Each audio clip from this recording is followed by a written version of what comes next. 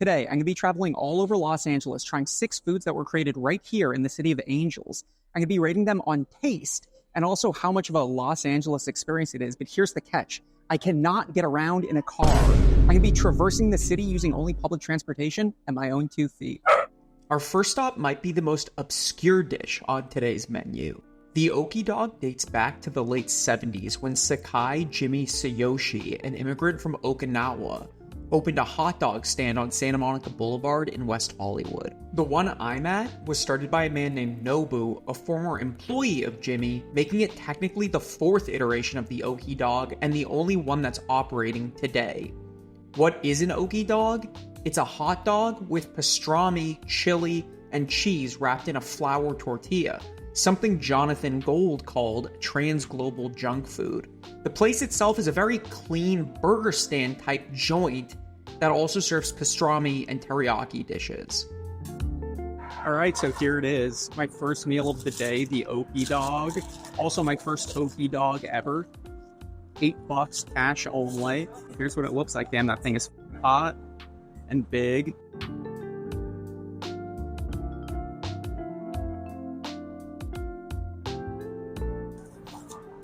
Like a piece of pastrami. I'm frankly not like a huge hot dog person. It's just really good. Does it taste like how you expect Los Angeles to taste? I don't know. Yeah, I mean, LA has like a hot dog culture, and pastrami maybe comes from like the Jewish immigrant community, and the tortilla, obviously. The tortilla is like a nice vessel because it's like chewy. I thought it would be too much for me. I thought it would be a lot, and it is a lot. But it's good. That was the world famous Oki Dog. I loved it. I thought it was really good. I was talking to the owner. He said he moved here about 8 years ago, making this the only place to get like an official Oki Dog in Los Angeles. My bus arrived shortly after for my first trip of the day.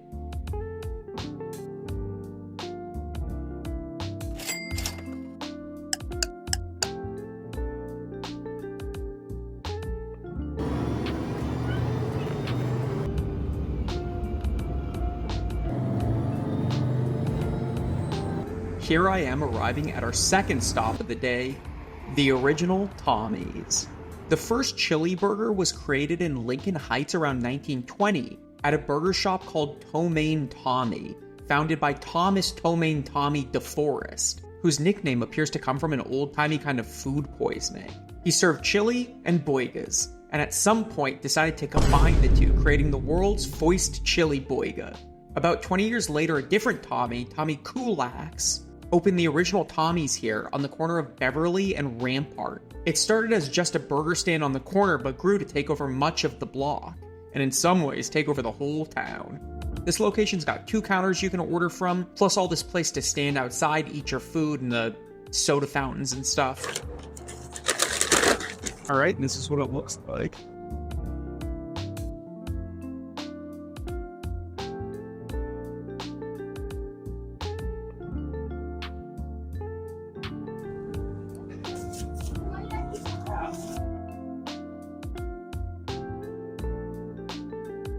So it was the first Tommy's burger I've had in many years. And let's get the first thing out of the way, how it looks. Looks fucking delicious. I think there might be a knee-jerk reaction that you have looking at like a sloppy chili burger. And I think that's like society telling you something that you know in your heart isn't true. If you listen to your like natural instinct, looking at that cheeseburger, you know it's going to be delicious. It came super quick. $6, and it was genuinely very good. I didn't think I was gonna finish it because it was my second chili meal of the day before 11:30, but man, I put that thing away. The chili was very good. It was like definitely a different chili than the Oki Dog chili. The bun was very light and sweet. It had yellow mustard on it, which gave it like a nice sort of acidity. Taste, I like rank it a 5 out of 5. And as an LA dining experience, it kind of doesn't get more LA than this, like a real hamburger stand drive-in type situation. Eating like al fresco under the sun and amongst the smog and the car exhaust. Really a 10 out of 10. Yeah, there's really no reason like not to try the original commies. Very good. So I'm off on the next leg of my trip. We're gonna hop on a bus. It's gonna be about a 30-minute ride downtown to my next location. Bus is pulling up right now. I haven't really had to wait more than a few minutes for any bus today so far, but we'll see how it goes for the rest of the day.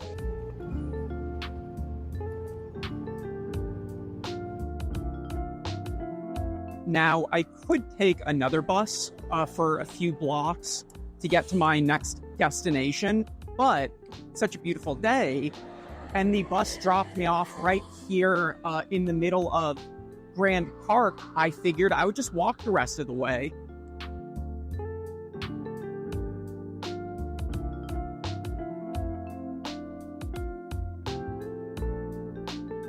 Keep saying it's a beautiful day, like it isn't always a beautiful day in Los Angeles, in a metropolitan city with a world-class public transit system.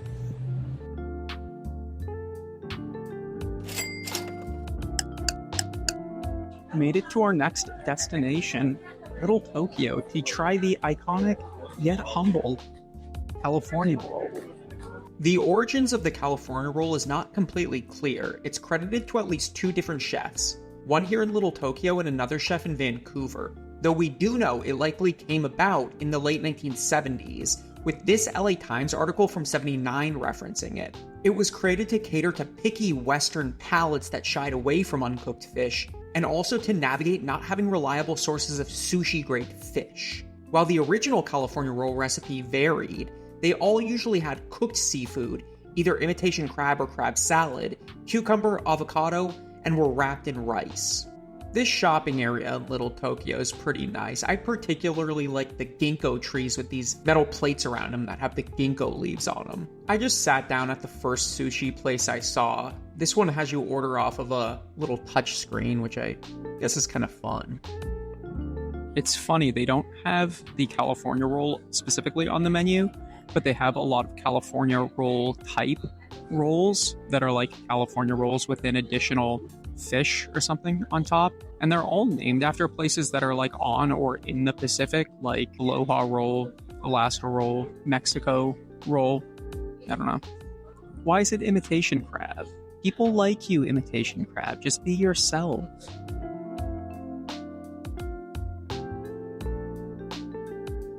So I realized after I ordered the roll that it doesn't have cucumber on it, which is one of like the 3 ingredients of a California roll, making this just a different thing, which I think is fine because I've had California rolls and I don't know if any of them are like particularly better. I could have just asked them to make a California roll. I'm sure they would have been happy to accommodate me, but I didn't. And this is what I have now. So what I'm going to do instead, I'm going to eat this roll, and then I'm going to review every other California roll I've ever had in my life.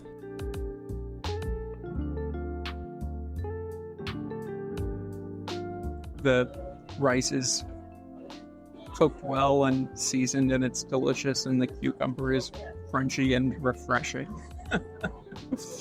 It's a California roll. You really can't go wrong. As for the experience, it's great here in Tokyo Village Plaza. Lots of outdoor dining and being sort of like a commercial hub and getting access to like products and services that you can't get like some other places in California. Yeah, baby, it's LA. My next leg of the trip, I'm going to be able to sort of like burn off a little bit of that energy because I'm going to be taking a City Bike. I've never taken City Bike before. It uses an app, which I downloaded last night. So I'm going to need to get off my phone to take the bike out and stuff. Here I am getting situated on the bike. It was an electric pedal assist bike, which was cool. It went really fast, and it was totally chill in traffic. Usually I wear a helmet. I just didn't have one this time. And here I am just essentially yapping about what I'm saying here, but the wind made it so you can't really hear. I was taking Los Angeles Street because it has a separate bike lane. Here's a cop parked illegally in a red and over crosswalk because I guess like bikers and people in wheelchairs who need to cross the street. So I had to pop over into traffic. Look at these suckers stuck in gridlock traffic while I'm flying free on my city bike.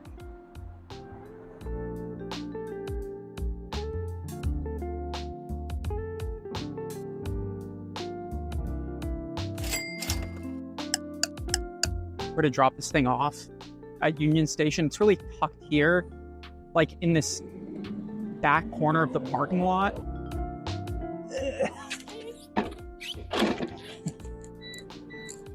Walking down Olvera Street from Union Station, where I dropped off the Metro bike, to my next destination. You may have figured out my next made in LA restaurant today is Philippe's, disputed creator of the French dip sandwich. Because if your sandwich ain't dripping, I don't want it. LA has two restaurants that both claim to be the creators of the French dip. Kohl's nearby says they had it on the menu when they first opened in 1908, when Philippe says they added it to the menu 10 years later.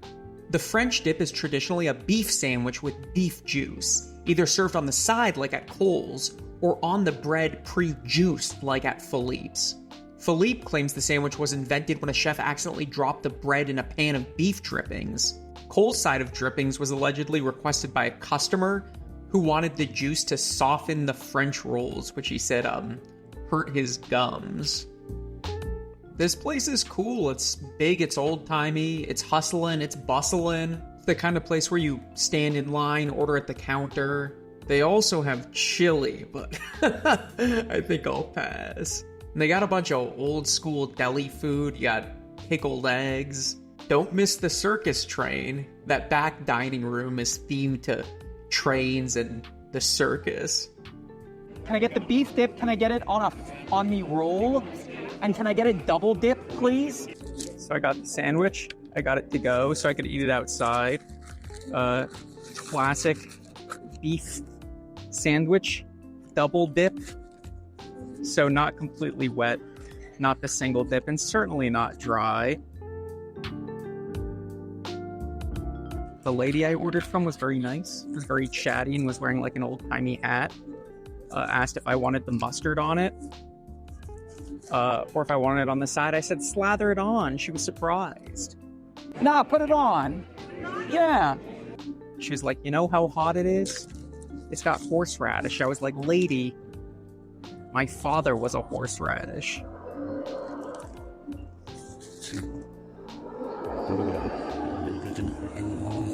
Does that look good? Got a few pieces of like roast beef or whatever on it. The bun is wet, not fully soaked through. It's fine. There were some older guys in there in line behind me. One of them was like, my dad used to told me he'd come here 100 years ago. It used to be 50 cents for a sandwich, and that was expensive. The sandwich itself is good. It's fine. It's a simple sandwich with beef and mustard on a French roll, which is not too crunchy or anything on the outside. It's like easy to eat. As for the experience, is it very LA? It is. I'd say it is. In fact, it's like an old LA. It really feels reminiscent of an older, bigger city vibe in the way that it works, where you line up, you order, you used to pay cash at the register on the way out. Reminds me of like what Bunker Hill maybe used to feel like before it got torn down. Food score? I don't know, like 7 out of 10. It's pretty good. LA score? It's LA, baby. It's like a different feeling of LA. Next step on this journey through LA food history is going to be West Hollywood, which I'll be departing from Los Angeles' beautiful Union Station. Look at this cool old place. How can't you love it? The hand-painted ceilings and the beautiful tiles and cool places to sit. Of course, I'm not taking Amtrak. I'm going to be taking the subway. No, I mean the Metro Red Line. I'm going to be honest, I don't really love going underground, especially in LA. I get it in Chicago, New York, where it gets really cold and wet, but I don't know. At least it's fast.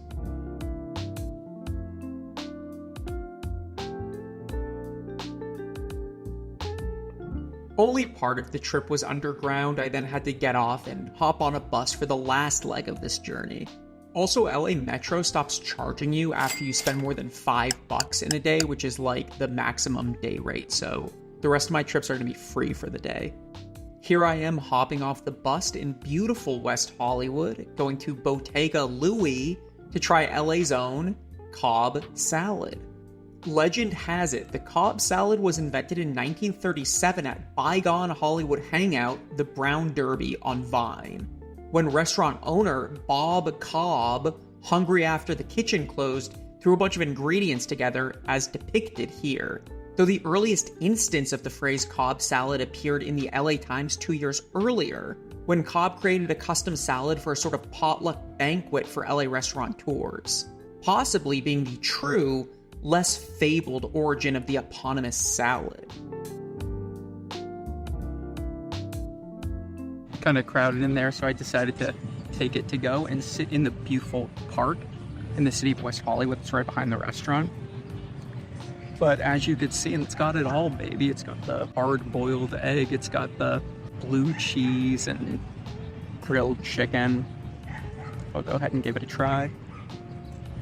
Frankly, it wasn't the most attractive salad I've ever seen, especially considering the components, everything was kind of like one color.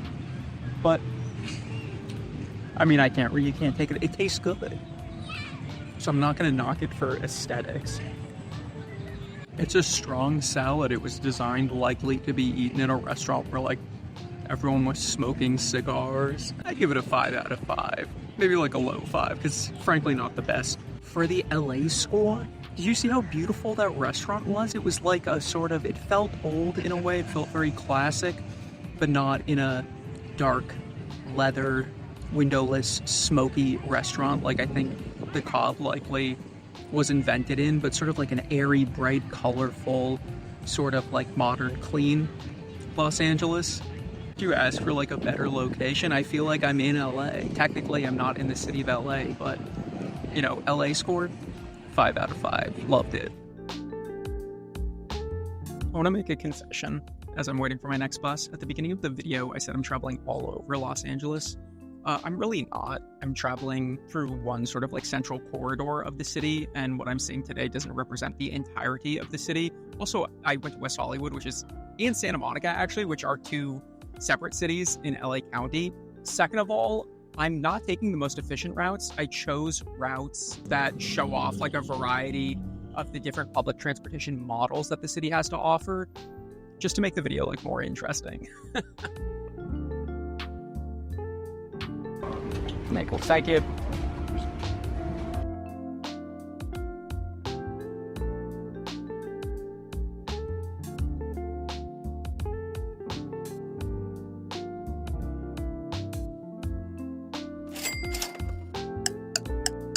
Got off the bus, have a couple short blocks to walk for my penultimate stop. There it is.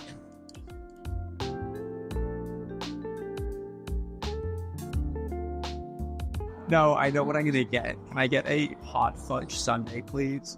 The hot fudge sundae dates back to 1906, when C.C. Brown took chocolate sauce, an ingredient in chocolate sodas, and added it to ice cream. The term sundae allegedly comes from laws in the US that restricted sales of certain items on the Sabbath, including sodas. Brown referred to his new dessert as a soda-less soda, now known around the world as the hot fudge sundae. Look at this thing, truly a work of art. Hot fudge on a Sunday, no less. On a Saturday. And it's nice to have a change from the chili. I'm not really a big ice cream person, but man, if you get that hot fudge going, the crunch of the nuts, a little texture. I know this isn't like where the hot fudge sundae was invented. It's not about going to a place in Hollywood, but you know, this place is really fun and like old-timey. And I saw that it came in one of these cool glass things.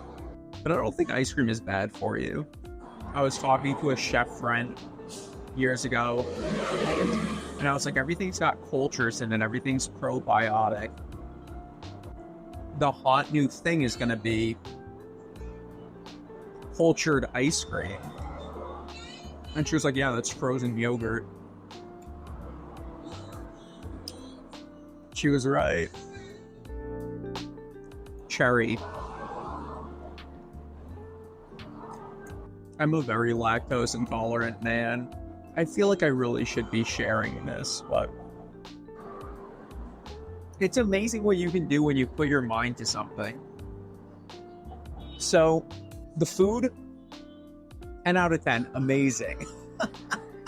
You really can't screw this up, can you? That being said, they did a great job. Now for the location score, the LA-ness of it all, also a 10 out of 10. I mean, this place is a classic. It's kitschy. I think there's a type of nostalgia that is like unique to LA, and it's like a novelty place. And LA is like a place of novelty. So for all those reasons, absolutely. Here we are on the last leg of the journey, walking through Neighborhood Park en route to the Expo Line station at Olympic and Bundy, which will take us swiftly and safely to Santa Monica, where we'll be having our final Los Angeles food. Oh, what a journey it's been.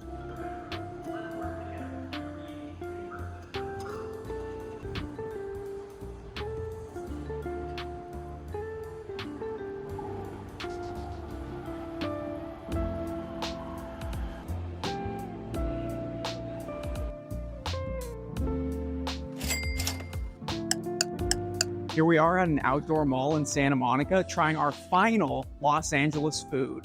The simple yet, dare I say, sexy fruit smoothie. Mixing fruit into a drink is an old and universal tradition, but the smoothie as we know it today dates back to the 1920s and the invention of the electric blender. Julius Freed used one to mix orange juice with dairy to cut the acidity and make it easier on his stomach, creating the first Orange Julius. Smoothies were embraced by the hippies in the 60s and became a staple of the health, food, and fitness movements of the 70s and 80s. And we never looked back. I found my healthy smoothie in a food court next to a Sbarro at a place called Sensible Sensational Foods. It came out of a machine.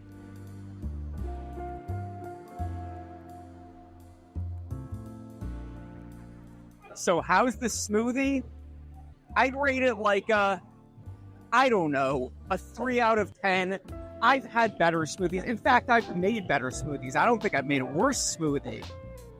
As for the LA score, well, I'm watching the sunset at an insanely packed, overpriced tourist trap, drinking a smoothie I paid $15 for that I just watched get pissed out of a machine. There's something about the overpricedness of it all. Being in Santa Monica, the sort of center of the health food craze. You know what? 10 out of 10 LA score, and fuck it. 10 out of 10 taste score. I love this smoothie.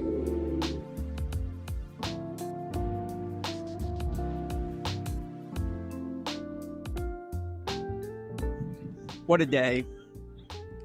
I can't believe it's already over. From chili hot dogs to a healthy smoothie, trains and buses and trains. We saw so much of the city, had a few laughs, increased our sodium to a likely unsafe level. But I do it all again because I did it in the city that I love. And I did it with you. So I want to thank you all for joining me. I hope you had half as much fun as I did. I hope we get to do it again real soon.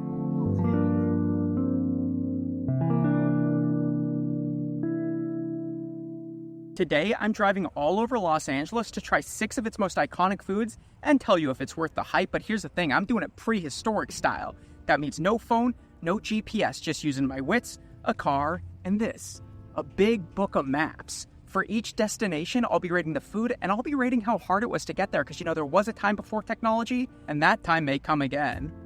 Really makes you think. Anyway, I'm starting the day off with a big old donut at Randy's, the place with the big old donut. To find it on the map, first I need the address, and for that, I go to my trusty Yellow Pages, flip to the donut section, and crap. It's not in the phone book, but that's okay because I generally know where it is, so we'll do it the old-fashioned way. Hit the road and just kind of look for it. The thing I didn't think about with this challenge is that I don't get live traffic updates.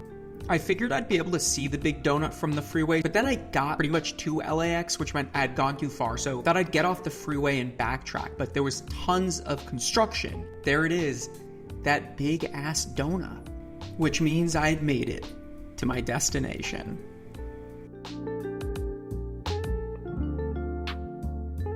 They got a drive-thru. I'm ordering at the drive-thru, a classic Los Angeles drive-thru. Let me get one glazed old-fashioned. Let me get one glazed raised. Can I get a vanilla cake? Can I also get a small iced coffee? I feel like those 3 that I ordered cover the range of traditional donuts, so we'll see. I love donuts, man. I really, really like donuts. Thank you so much. Yeah, you too.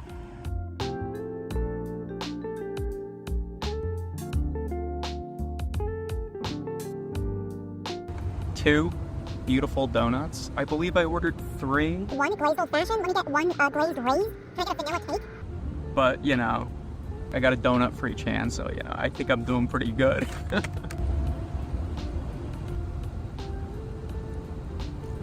It's a good donut. I'm surprised. The last time I had Randy's, it wasn't that good. It's a fucking good-ass donut. Look at that shit. Oh, my God. Look at how chewy it is. Damn, that's like a yeasty-ass donut. It's so light. I'm blown away. I have high standards for donuts. If you don't know, LA is very much a donut city. Got a long history of some beautiful donuts. Dude, that is a good-ass donut. All right, let me try the cake one. Because what I want from a cake donut is you want a little crust. But it's got to be a little soft inside. You know, like the hardest crust. Not the softest on the inside, but very good. Like, I wouldn't complain. I'm not complaining. It's a very good donut. Has kind of an herbal taste, which I'm not crazy about. Kind of tastes like an edible, to be honest. But, you know, when donuts live together, they sometimes, take on the flavors of the donuts nearby. Not as crazy about that one, but this is a very, very good yeasted donut. As far as the food goes, I'd say that's like a 4.5. Very, very good. I would have liked the cake donut to be a little bit crispier on the outside, maybe a little moister on the inside, like I said. I also wasn't crazy about the taste of the frosting. A little disconcerting. The herbaceousness of it. But yeah, I mean, a solid 4.5. I would love to say a 5. Frankly, not there, but very, very good. Now for the getting here score, that's a 1. Come on, Randy's. Not having your address in the phone book in 2016. You can get yourself in the phone book, but, you know, nothing like a big-ass donut in the sky to draw people in. Ready for my next destination, which fortunately was in the phone book. That's right, Roscoe's House of Chicken and Waffles. So I'm turning to my trusty Thomas guide to find 106 West Manchester. That's on map 703. Oh, that's really close. That's like a mile up the street. I got in the car and started driving, and it just kind of popped up in front of me way sooner than I expected. Yep, there's the sign. I'm gonna loop around and just try to find some street parking. You'd think this would be like an easier challenge than the public transit challenge, but it's not really that much easier. I can go faster, but at what cost? So I got the food. While I was in there waiting for it, I was talking to someone that worked there, and I asked him if that used to be further down the street, and he says that location is still open. And then there's one down here, so they have 2 locations that are very close to each other. But yeah, I visited the one that's really close to Randy's. Was nice and quick, and I'm looking forward to trying it. Back in the car, in the driver's seat, doing a food review. In my car, of all places. I'll be honest, I don't love fried chicken as much as other people. It's good. It's not my favorite. How can you not like fried chicken? I do, I'm just not crazy about it.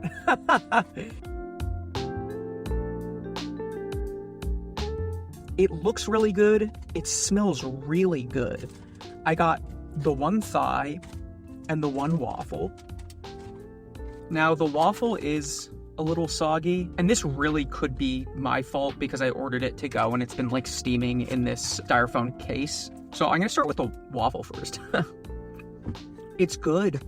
It's really like chewy, like very glutinous and very subtly seasoned. I'm picking up really subtle like cinnamon, which gives it almost sort of like a savoriness. Yeah, it's definitely soft, but it's almost like a naan or like a type of bread that you would get with like Ethiopian food. I've never had Roscoe's before. And in my mind, I'm like, like breaded chicken plus the waffle just seems like a lot of bread. But now that I have this soft, chewy waffle, I'm kind of seeing it in a new light. All right, and here's the chicken. Man, oh man, that's like, look at how crispy and bubbly that skin is. You can see like the chicken skin through the breading, and it looks really good. All right, let's see what we got. The breading is thin, which also sort of like counters my worry that it would be too bready. The flavor is also very good. The chicken itself tastes great. The chicken itself is very juicy. The breading is really good. Man, it's so crisp. The skin, it's the crispiness of like chicken skin, which is really nice fried chicken skin. And we'll try it all together. It's really good. All right, so here's what I think of the food. I wasn't super enthused by the idea of breaded chicken and bread on the side, and I'm like totally converted. It's really, really good. I'm gonna give it a 5 out of 5. So my phone shut off because it got too hot. I didn't even realize I was sweating like crazy. So for the getting there score, that was a little more complicated because I ended up not getting there. You would think that that would be a low score, but I ended up getting to a different one that was even closer. So I would say that was like making it easier than it ever could have been. So getting their score, 5 out of 5. So we're heading to our next iconic LA food, which is Langer's Deli for their world famous pastrami sandwich at 704 South Alvarado. So let's try and find it on the map. So it's time to answer the question everyone's been thinking. What is a map? Well, back in the late 1900s, before GPS, before Google Maps, people got around LA using this, the Thomas Guide. And the Thomas Guide is really just a big spiral-bound book of maps. Every neighborhood, every street is mapped out. To find where you want to go, you start with the index. This has every street listed in alphabetical order from A Court to Zurich Court. If you want to go somewhere, you need the address. You could find it listed on a menu or like on a matchbook or something. I've been using the yellow pages. I'm trying to get to Langer's, which is at 704 South Alvarado. So I find that in the index. Addresses have these numbers beside them, which tell you which map number it's on and where on the map it is. So we flip to map 634. Find where on the grid it is, in this case, C2. The address starts with 700, so I know it's between the 600 block and the 800 block. So right about here. So that tells me where Langer's is, but not necessarily how I can get there, like where it is in relation to me. Well, each side of the map has a number that corresponds to another map in the book. See, the book is really just one giant map where each square has its own page, and you can see how it all relates on the page finder map. And that's exactly how I did it. Taking Manchester to Western, left on Western, a right on Wilshire, making a right at the Will Turn, the building that's on the corner of Wilshire and Western, and that'll take me straight through MacArthur Park, right to Langer's. I found a parking spot on Wilshire, the road that goes through the park. Pretty sure Langer's has its own parking lot, but wouldn't exactly know that from looking at the Thomas Guide, now would I? Anyways, I wanted to stretch my legs. That last leg of the trip kind of took a while. And it's such a beautiful day, and it's so nice to walk here along beautiful MacArthur Park. Believe it or not, this road didn't used to be here. Back when it was called Westlake Park, it was truly an oasis in the city. There were sailing races in its Grand Central Pond, but by 1934 it was split in twain, so Wilshire Boulevard, LA's main commercial thoroughfare, could have a more direct route downtown because, God forbid, commerce has to take a one-block detour.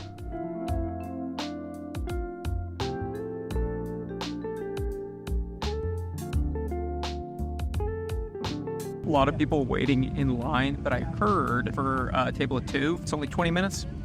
Not too bad. I mean, I spent that much time just looking for parking. You can walk in and order it at the counter. They got the pastrami steaming, they got the white fish, so you know it's a real deal, old school New York style deli. It's such a beautiful day, I figured I would get my sandwich to go. Eat it picnic style here in MacArthur Park. Let's see what we got in the bag. Of course, we got the sandwich. This thing is very heavy. Also, we got a little branded wet wipe, just thoughtful. Most excitingly, a pickle sliced in half and vacuum sealed. That's great for a pickle on the go. Finally, 1 mint. So you don't smell like pastrami the rest of the day. Some people really like that.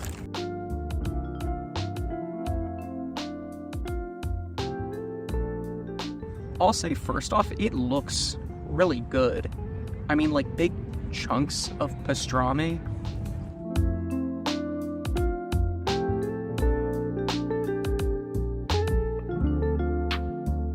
I probably shouldn't have put that on my mouth. So here's what I think. That's a fantastic sandwich. That's the best pastrami sandwich I've ever had, and I've had a few pastrami sandwiches. I got the pastrami with Swiss, which also came with Thousand Island, or Russian dressing, which was very sweet. It added a lot. It was really good. I guess it was the equivalent of like a barbecue sauce in its sweetness. And that pastrami was like extremely juicy. My experience with pastrami sandwiches is like it's piled high, but it's piled and dry. It's very dry meat, lots of layers of thinly sliced, very dry meat, where this was big chunks of moist and juicy meat. The bread was also very good. It was like super soft on the outside, and the crust was very crispy. It was like a good piece of bread. This really changed what I thought a pastrami sandwich could be. The experience was more like a hamburger in that it was very soft, it broke apart, it was thick and juicy. For a pastrami sandwich, 5 out of 5, really the best, like no question, best pastrami sandwich I've ever had. The getting here score, the drive was really far. I could have parked in there a lot. I felt like that would have been cheating a little bit. So the getting here score, I'd say a 3. That was good. I feel a little rested after sitting in this beautiful park in the shade. Now it's time to head to my next iconic LA restaurant, Pink's Hot Dog. Time to turn to my Thomas guide to find Pink's Hot Dog, 711 North La Brea Avenue. So we gotta find La Brea, North La Brea, not South La Brea. It's on map 593. We're here on 634, so we'll go through 633. So find where we are on 634. Probably just take Wilshire straight across the page to 633 to La Brea. Then north, we gotta go to page 593 now. Find La Brea, and there it is, right between 800 and 600, 711 North La Brea. And that's the route I took. Right down Wilshire, hung a right on La Brea, past First Street where South La Brea turns into North La Brea, and now I'm about to cross Melrose Ave, which means 700, 700 West. And long story short, there's Pink's over there.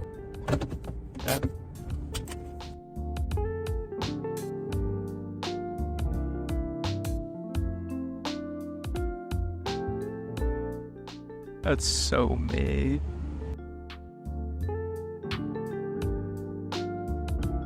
When they got the paper towels on the wall, you know you're in for a good time. That's a big dog. I mean, some thick slices of cheese on there. Got plenty of raw onion, which is nice. All right, one in the pink.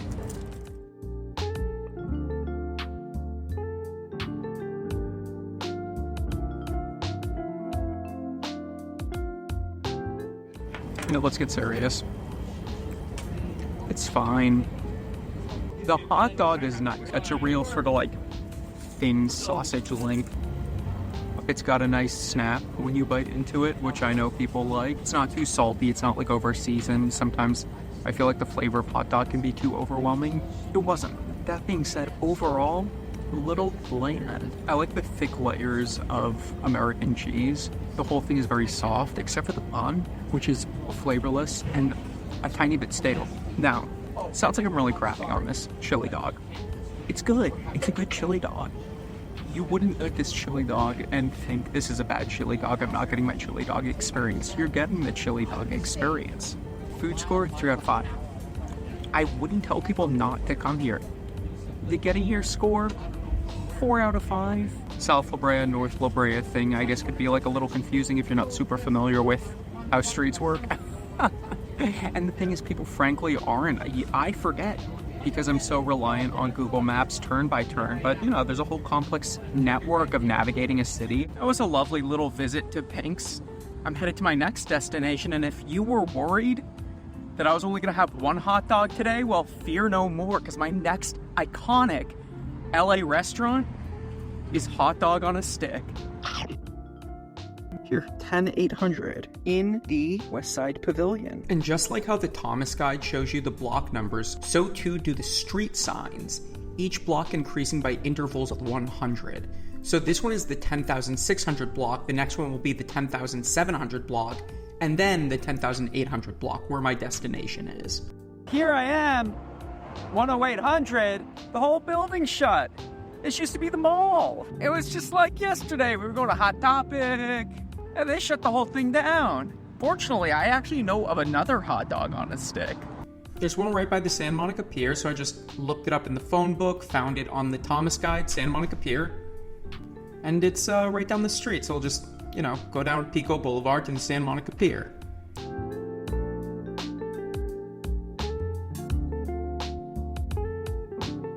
Back again in beautiful Santa Monica, California.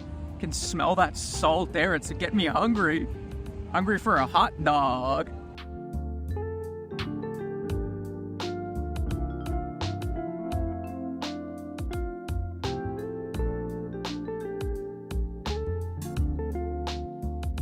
It's really nice down here. It was hot and dry today. It's nice to get out and be exposed to some like clean ocean air. It's been a fun day. I've tried some really good food today. And I saw a lot of the city. And I probably took routes that I wouldn't have taken had I used Google Maps. I look around the city a lot. I feel pretty present generally. But it's easy to get into a place where you're really just like, I gotta get to work, plug the address in. I gotta get to, you know, like the show or whatever, plug the address in. And you miss that element of adventure. You can't risk getting lost. Anyway, looks like my corn dog's ready.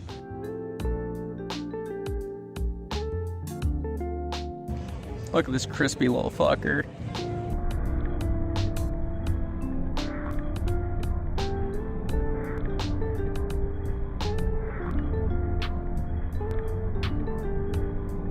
That's a really good corn dog. The hot dog was very hot doggy, very hot dog flavored. Because I just had the Pink's hot dog, I can compare them side by side. The Pink's hot dog is like a better hot dog.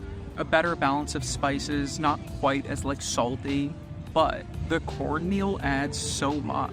The sort of gritty texture plus the sweetness of it, it really elevates the hot dog, and I think that was missing from the Pink's dog. That being said, this is not the best corn dog I've had. It tasted a little burnt.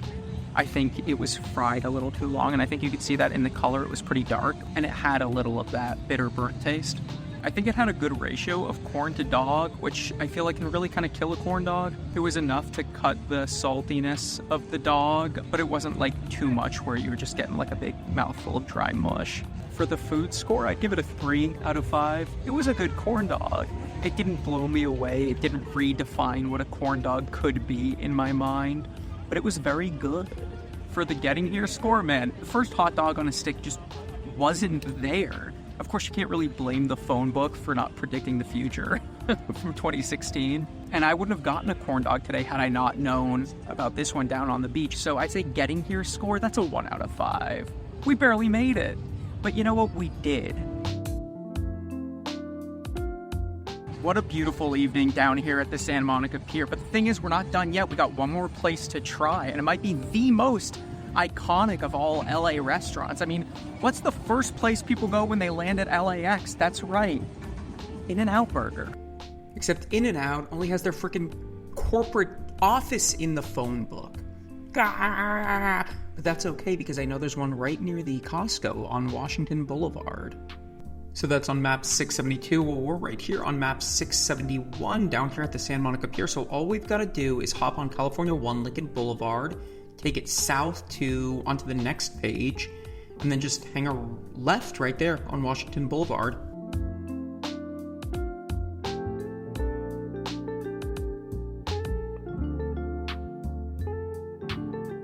In and out at the same place? What a deal. Anyway, we're ending the day like we started it, in a drive-thru. Does it get any more Los Angeles than that? Oh shoot, I gotta order. That's embarrassing. Can I get one burger? Can I get it animal style? And fries and a Diet Coke? That is the face of a dog that'll chomp down a hamburger in 2 bites. He's licking his lips because he knows it's coming. Awesome, thank you so much. That's beautiful.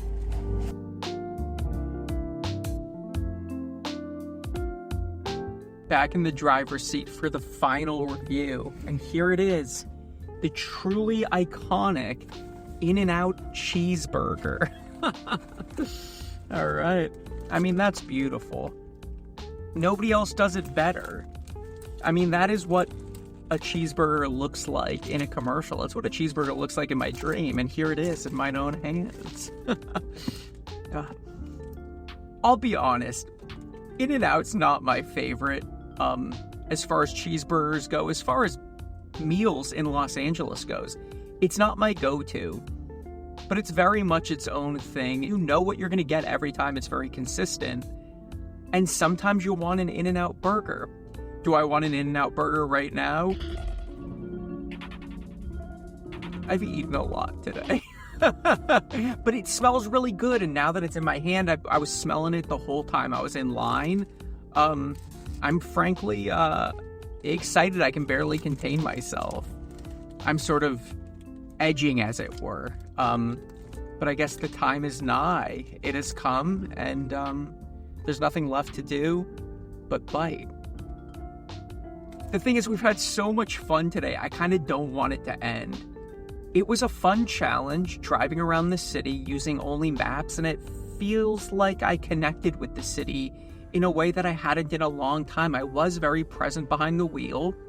I was recording video on my phone, so I wasn't like listening to a podcast, I wasn't listening to my music, I was listening to KPCC, Larry Mantle on the Fun to Drive, talking about how great LA is, and I felt it. Not only did I feel it, but I saw it. I saw it with my own eyes, and I feel like I'm seeing it now. We saw the Santa Monica Beach, we saw MacArthur Park, all these beautiful parts of LA, but is there nothing more beautiful? Is there nothing more LA than an In-N-Out cheeseburger animal style? All right, well, here it goes. The results are in, folks. It's really, really good. It's really got it all. The soft chewiness of the cheese, it's velvety in the mouth. The grilled onions really add something of sweetness, in addition, of course, to the burger sauce. That tomato, not quite summer anymore, but it's still very good. It's cool, it's refreshing. The crunch of the lettuce, the crunch of the toasted bun. The bun itself, perfect. Not too much flavor, but it's very soft. And it's very glossy on top. It's simple, but it's good. They really nailed it. It's perfect. It doesn't get much better than this.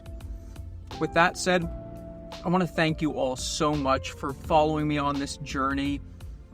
I tried so many great foods, really drove all over the city, and I had a blast. I hope you did too. Thank you so much for watching. If you like this, feel free to subscribe.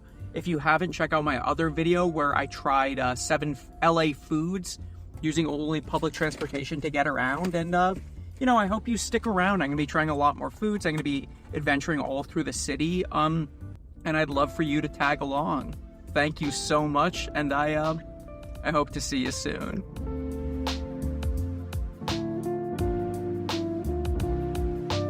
Today, I'm in New York City. Just kidding. It's Los Angeles, because like her residents, she is a performer. That's why I'll be traveling all over LA to try 5 of New York's most iconic foods and rating them on how much of a Big Apple feeling they give me. To answer the age-old question, what's the deal? And I'll be getting around New York City style. That means no cars. We start spreading the news because the adventure begins with the classic bacon, egg, and cheese. And how will I be getting there? Well, I'm walking here. Here I am at Bodega Park in the heart of the vibrant Silver Lake neighborhood, the Williamsburg of the West, or so I'm told. I frankly don't know what that means, but I'll be trying their classic bacon, egg, and cheese.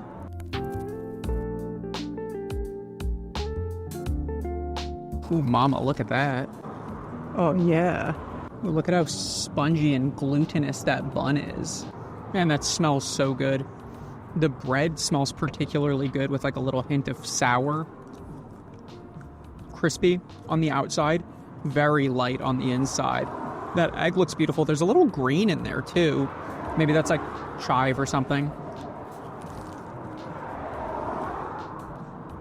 This is great. It's truly like a cloud on the inside with a tiny bit of crisp.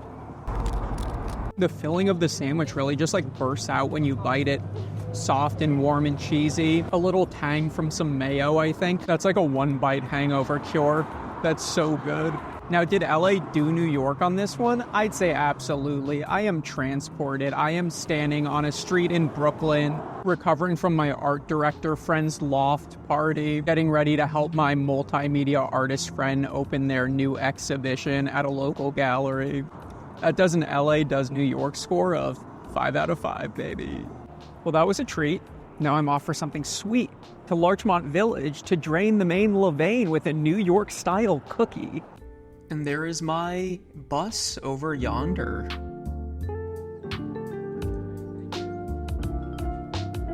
Just settling in for a comfortable ride, passing some old Los Angeles landmarks.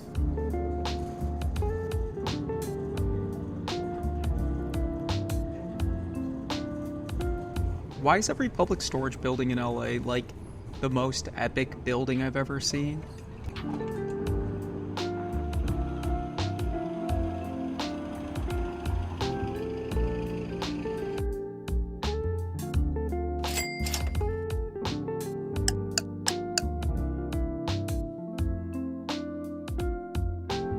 They got these beauties on display. I decided to go with a classic. There they are, cooling off and rotating in the oven. There it is, the Levain cookie straight from New York. I got the original double chocolate chunk. No, I'm just kidding. I got the original. It's the chocolate walnut cookie. Wow, look at that slim, thick-ass cookie. It's heavy. And I'm seated here right out in front of the bakery in Larchmont Village. It's so cute here. So West Village coded that I don't know what that means. But it's really nice. Quiet, cute, lots of little cafes, and of course, the Levain cookie from New York City. Not bad. I knew the idea was that it was crispy on the outside and very soft and moist on the inside, but it's an interesting kind of crispy. It's like a really brittle, hard shell, kind of like a meringue on the outside. I've only had 2 bites, but I've already had like what feels like a lot of cookie.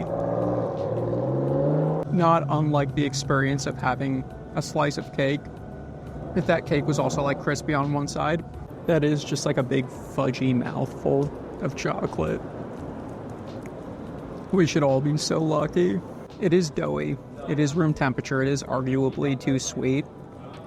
But it is a nice treat. I could definitely see myself on a cold winter day after dropping off my dog that I dog walk for as a side gig in the village to get this cookie and very much enjoy it. So for the LA doing New York score, that's a 5 out of 5. Wow, Larchmont, it's so cute and nice. Well, I got a little sugar in me. Now I'm feeling energized to check out my next iconic New York City food, a slice of pizza pie. The bus stop here at the end of Larchmont Village is pretty nice. They've got this button here that allegedly tells you when the next bus is coming, but it didn't do anything for me. This route took me through the Wilshire Country Club through the beautiful neighborhood of Hancock Park. Look at all these beautiful multifamily homes.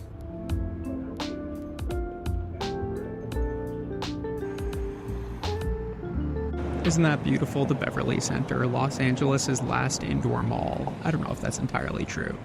Man, I've been so tired all day, but you know what they say, it's the city that never sleeps, the big orange, baby, Los Angeles. I think this next stop will really pep me up. A classic New York slice with a medicinal Coca-Cola. Got a classic German cockroach. Man, the city really is a melting pot. Taking the 105 up La Cienega past the iconic Googie Norm's Diner. Then a short walk from the bus stop to my next destination, Vito's Pizza.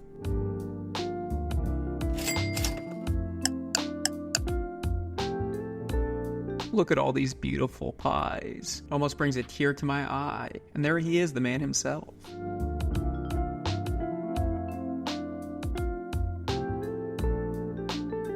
It's wild, and this unassuming strip mall in West Hollywood is the most beautiful slice of pizza west of 6th Ave. I don't know what that means. I just looked up, like, streets in New York. But man, this is just not sort of what you imagine a classic New York pizza pie to be. Look at how thin it is, too. You can see the sun coming through it. Because it's it's crispy. And it smells so good. I don't know what it is, man. The dough is so chewy. The flavors are frankly just all there. The sauce is so perfect. The cheese is delicious. And the dough is just, that's really what makes or breaks the pizza. And this frankly is made. It's a made pizza. Taking me back to my days on the Lower East Side after a full shift at my father's fabric wholesaler before I shuffle off to the club to pursue my real passion, disco dancing. So the LA Does New York score, that's a 5 out of 5. It frankly couldn't get any better. I have a hard time imagining that a New York Does New York slice being better. For my next leg of the trip, I'm actually opting to take a taxi, arguably the most New York way to get around. Wasn't exactly gonna hail a cab. I went to the website, put in my destination. There's the cost, $17.75. Compared it to Lyft, it's not that much more expensive. Classic. So I just kicked back, bullshitting with the driver. He told me most of his rides are corporate accounts. Not a lot of people like hailing cabs these days. Then I made it to my destination, New York's chopped cheese. There's their sign, chill little mascot. Here I am in the vibrant Mid-Pico neighborhood with the New York's chopped cheese. Boy, does it smell good.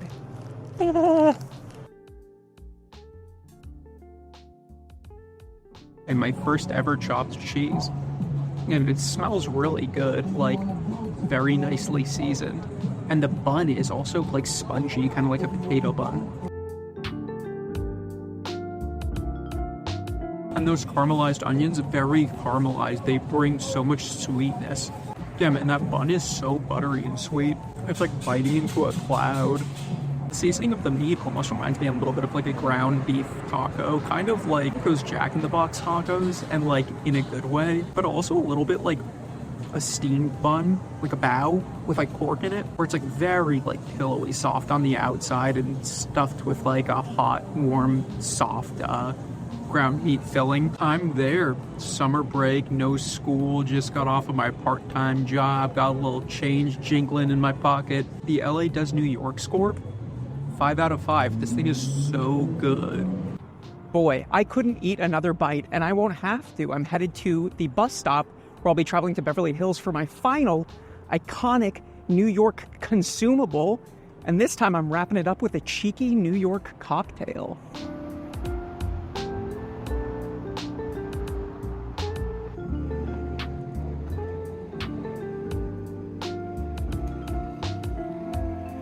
I got all this construction almost. I don't know where the heck I'm supposed to get on the bus. It's gonna be a train station, allegedly. I'll believe it when I see it.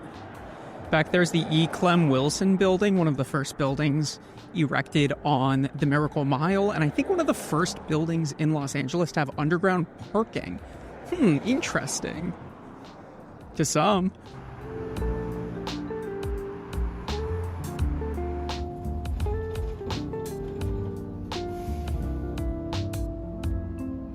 Hopping off my final bus of the journey. Oh my god, could you imagine? Like, why? The bus costs $1.75. As I have made it to my destination, the Peninsula in Beverly Hills.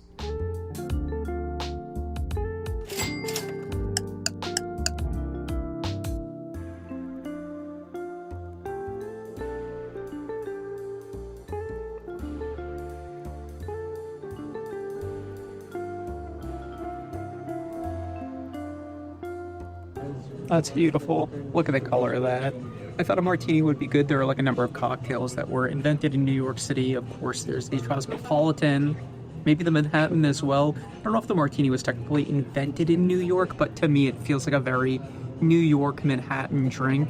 And I thought, what better place to enjoy it than a rooftop garden restaurant bar here in Beverly Hills with the towers of Century City behind me. It really feels like you're in the city.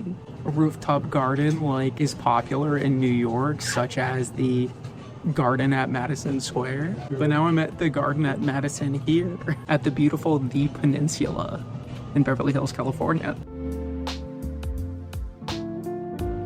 Dude, that's so good. I personally love a martini. A big martini guy. If I'm drinking, I want it to be like, you know, liquor.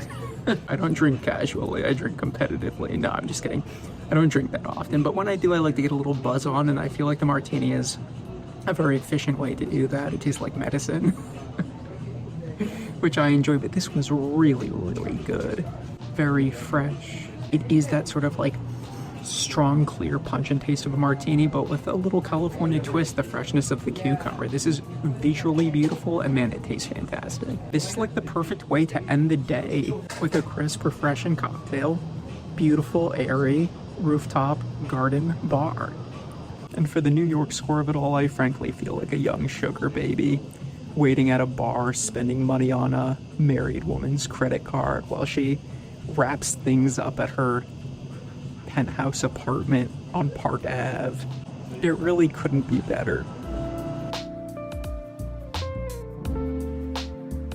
What a day. I am seasoned, sated, and frankly, a little bit sauced. What better place to end this adventure than right here on Rodeo Drive? The 5th Avenue of the Pacific, a little taste of the big city right here in our boot-scooting, shit-kicking little frontier town. I want to thank you so much for joining me on this adventure, because frankly, I would not have done it without you. There's so much more of the city I want to explore, and nobody I'd rather explore it with than you. So thank you once again for watching, and I hope to see you real soon.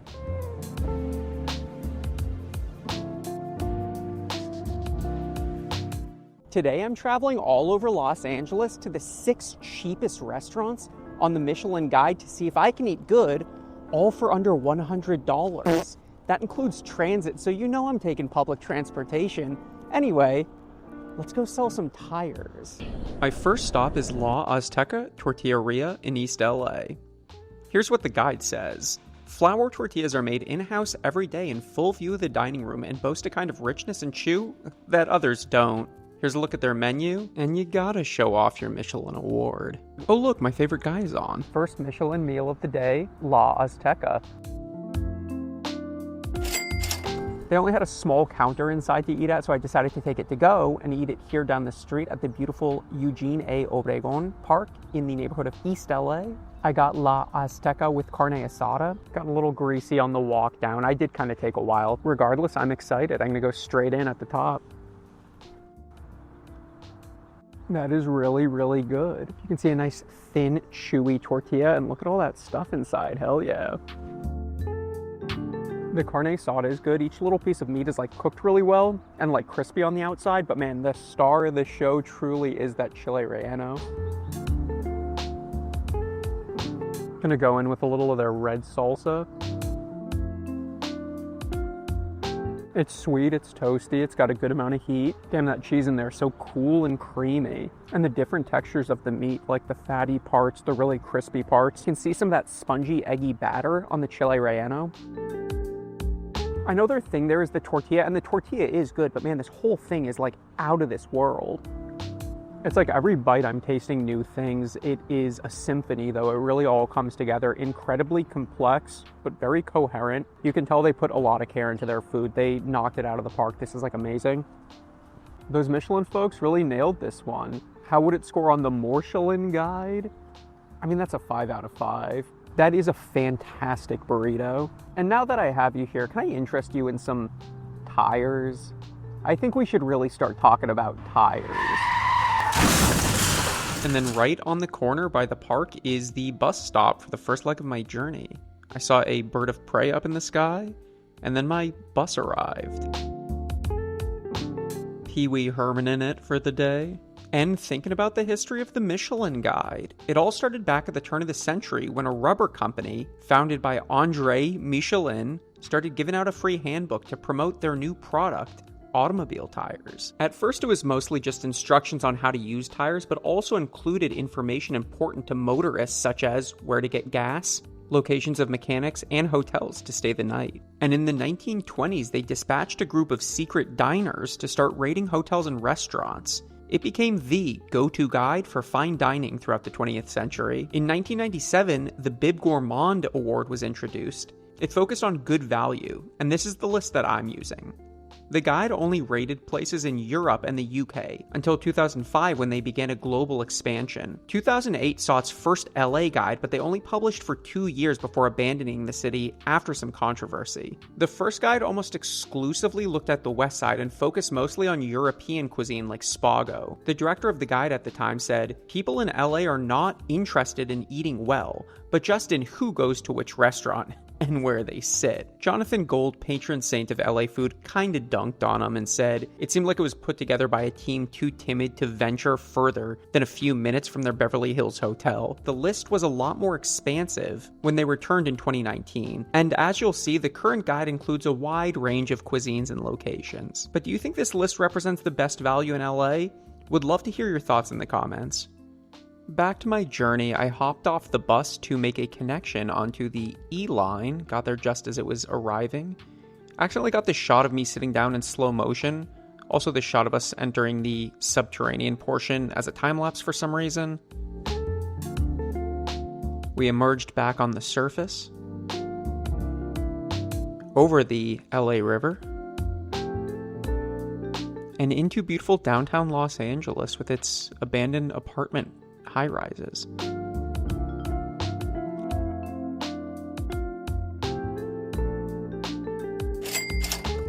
I arrived at my second Michelin-rated restaurant, Pine and Crane, of which the Michelin Guide said, as casual as the vibe may seem, this is a serious kitchen dedicated to Asian cuisine. Here I am at my second of the cheapest restaurants on the Michelin Guide, Pine and Crane. I decided to take my food to go and eat it here at this little peepee right next door, this pocket park, and not disturb people with my yapping. Anyways, I got the Dan Dan noodles, and man, it smells and it looks so good.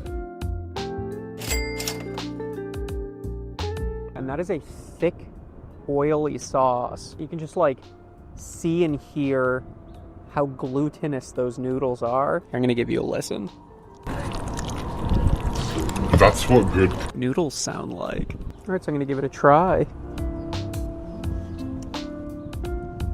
That's really very good. Oh man, that sauce is like thick and coats the noodles, but it's also very like slippery and oily. It's a very good sauce. It's salty. You can taste soy sauce. It's a little bit sweet. Sweetness of like the peanuts. And just the slightest bit of heat. Very chewy. My jaw is getting a workout. It hits. What can I say? It's like a warm, comforting pasta dish. Good cucumber. Fantastic sauce. Very rich. The noodles, man, the chewiness of the noodles. And the crunch of the peanut. So good. These Michelin folks so far can't miss. They really nailed it with Pine and Crane. And for a Michelin score, That gets a 5 out of 5. Anyway, now that I have you, I'd really like to talk to you about who supplies the tires for your company's fleet of vehicles. $3 for 15 minutes? Nah, it couldn't be me. Took a brief walk to the bus stop for my next leg of the journey. Not a single public park in Koreatown yet. Joe's over here with the freaking park for autos. I don't know about that. And then my bus arrived. Oh, actually, that wasn't my bus. I know the Firestone boys have probably been over here talking about the durability of their rubber, but let me assure you that they use a far inferior vulcanization process. And then my actual bus arrived. Man, one of these days I'm going to score the LA Metro account, really be rolling in it. We swiftly left downtown and entered the Mid-Wilshire region with its big epic apartment buildings. This was an articulated bus.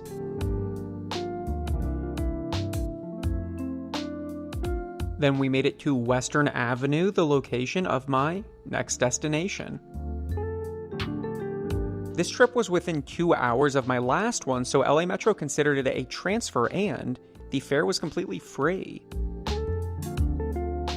I stepped off the bus and made it to my third Michelin-recognized restaurant, Pollo A La Brasa. The guide says, expect a casual neighborhood restaurant that's a touch warm on the inside from the heat of the live fire cooking.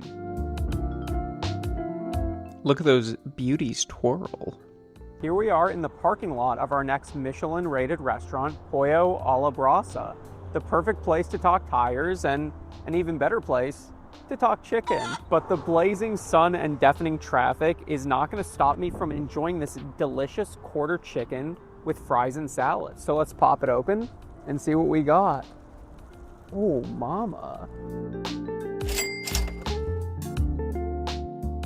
It is glistening. That is a work of art. That skin is like amazing. You can see all the rendered fat on the outside of it. It's almost like glazed.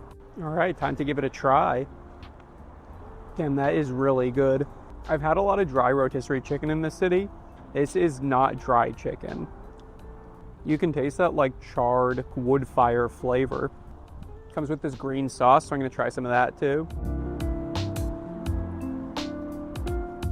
Oh, spicy. It's cilantro-y, very creamy and really spicy. Like the fruitiness of a jalapeno. Damn, that chicken is just like dewy.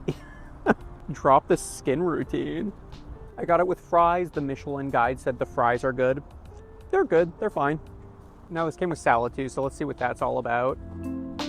Whoa, okay. Well, this was not what I was expecting. This is like a legit salad. Got tomato, carrot, beets, piece of pear.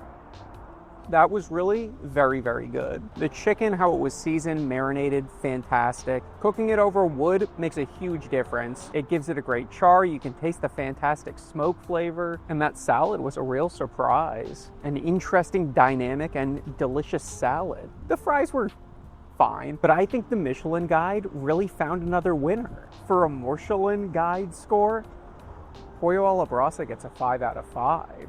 Right up Western on Wilshire by the Wiltern, I found the metro station where I began the next leg of my journey. Down the stairs I went, and crazy thing is, that wasn't even sped up. Hopped on the D line and did some wiggling underground until I arrived at Union Station, where I would be making a connection to the A line. You catch the train up on the main platform near Metrolink and the Amtrak trains. It's so romantic. Think about people going from state to state. Maybe they sit next to someone who's kind of cute. Maybe they meet someone in the dining car and fall in love. Anyways, it wasn't long before my train arrived. We departed downtown Los Angeles on a cool elevated track, back up over the LA River, and into the lovely neighborhood of Highland Park.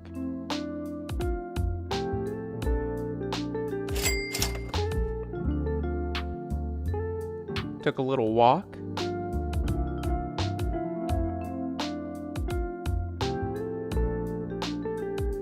To Via's Tacos, only to find that it was closed for the grand opening of their new location right up the street. So I took another little stroll and found the grand opening of Via's Tacos number 3. Of their original location, the Michelin Guide says, colorful, messy, and filling, these tacos thrive on their own but also sing with the homemade salsas, some of which are ferociously spicy. Whoa. There was a celebration going on and people were already in line to try these brand new tacos.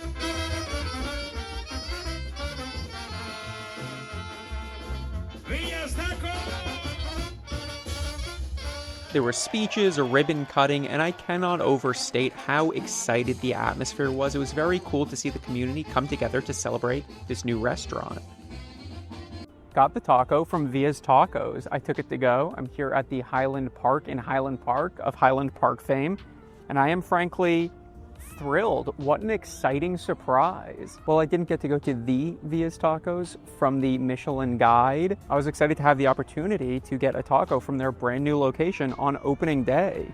And this thing is beautiful. It's the beer battered mahi mahi. I love a fish taco. And a beautiful, thick blue corn tortilla.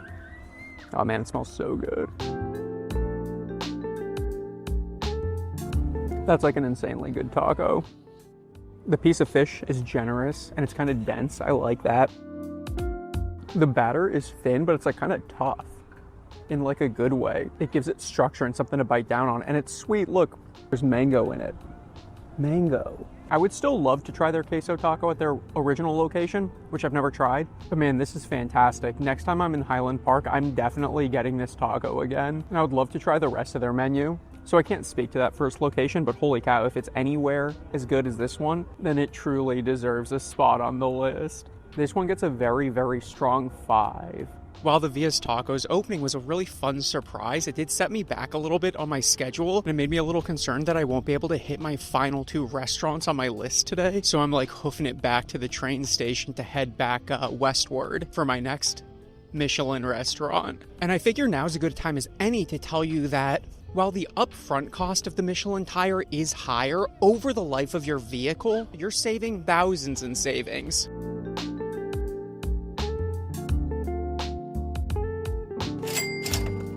People will say taking the bus unsafe, and then try and merge on the Arroyo Seco Parkway at night. After a short trip, we made it to our penultimate location, Carnes Asadas Pancho Lopez. The Michelin Guide says the birria is another warming brothy hit, packing in more delicacy and nuance than the typical effort.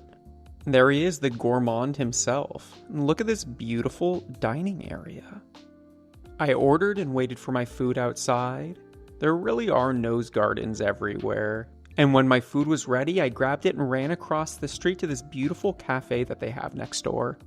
Here I am at Carnes Asadas Pancho Lopez. Just got it in a to-go box, and let's take a look at it. Oh, mama. Got the 3 tacos with the cooked onion, some raw onion, and the consomme. It's really good. It's really, really very good. Oh my god, those onions are insane. Those cooked onions are really good. I don't know if that's pickled or just cooked in a kind of briny sauce. Really very good. Okay, so the taco, hold on, I gotta take another bite. That's really good. So there's like 2 tortillas. The outer one is soaked in the consomme and seared on the stovetop. The inner one is still wet and really soft. Very corn flavored. All right, I want to try some of these sauces. Wow, this one looks spicy just from the color. You know, not too spicy. Very like floral. I'm flying through these tacos. All right, watch me eat this 3rd one in like 2 bites.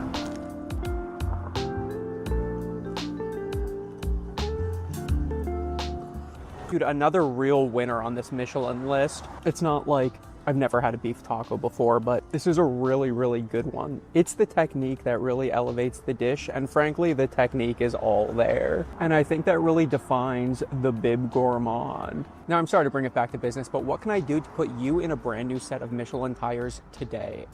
If I go home without making a deal, the Michelin man is gonna come down hard. I know he looks soft, but he has fists of steel. Walking back to that A-line station to hop on the train to make it back to my next and final Michelin restaurant. And I've gotta say, All joking aside, this has been an incredible food tour. The Michelin Guide has put together an amazing collection of restaurants, and some of them I had never heard of before. So this has been a great opportunity to try restaurants that I wouldn't have tried otherwise, and just have a number of delicious meals. But let me know if any of these restaurants are like your favorites, and if you haven't subscribed yet, now is a perfect time. I really am like a brand new channel, so I see every subscriber, and I really appreciate the support.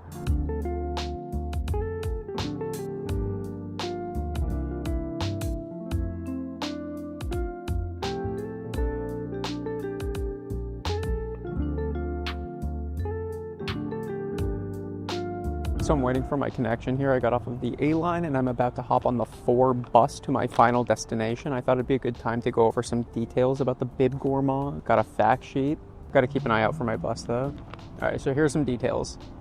Bib Gourmand, not a Michelin star. It's a separate designation where the Michelin star also includes like fine dining type service. The Bib Gourmand is just for high quality food at reasonable prices, but they do still expect a level of customer service and consistency in the food. They focus on restaurants with simple style cooking, which I think we've seen like simple but executed very well. And the bib in Bib Gourmand is for Bibendum, which is the actual name of the Michelin mascot, which I didn't know and frankly I don't really like. Hopping on the bus for the final leg of my journey. I can hardly believe this adventure is coming to an end.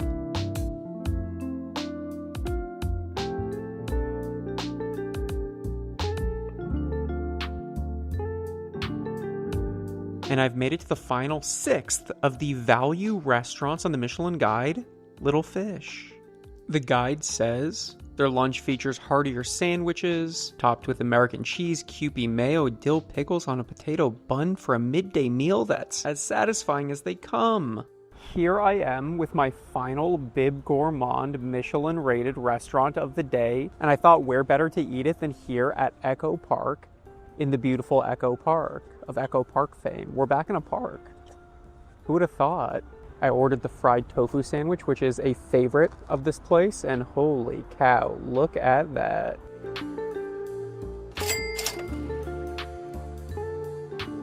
This thing looks delicious, is very big.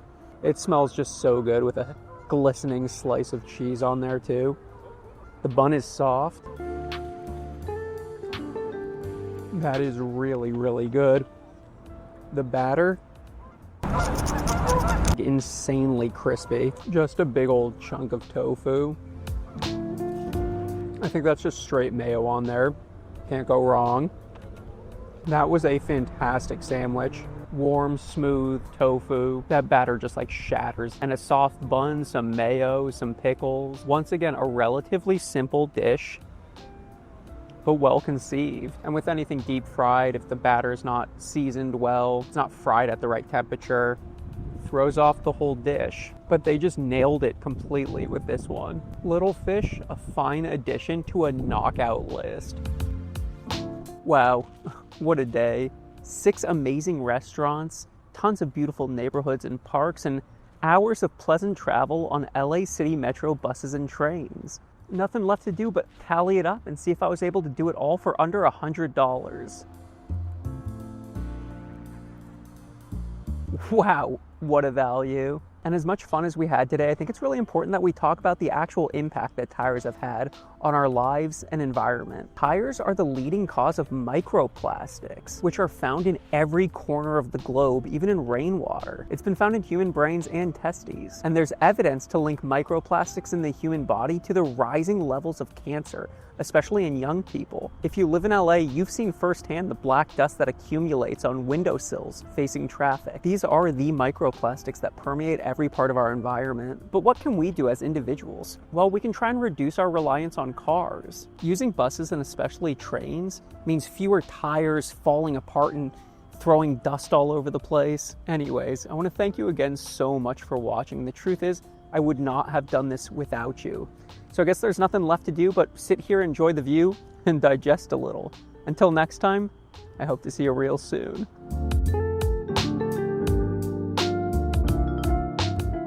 Today I'm traveling all over LA to try 6 of the city's most viral pizzas, and this will be a challenge on 2 fronts. 1, you know I'm not taking a car, and 2, I am severely lactose intolerant.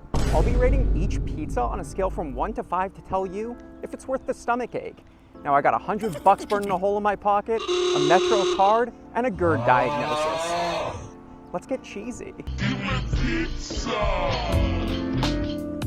Here we are at our first spot, Prime Pizza. Here's what it looks like on the inside, and a little peek at the menu.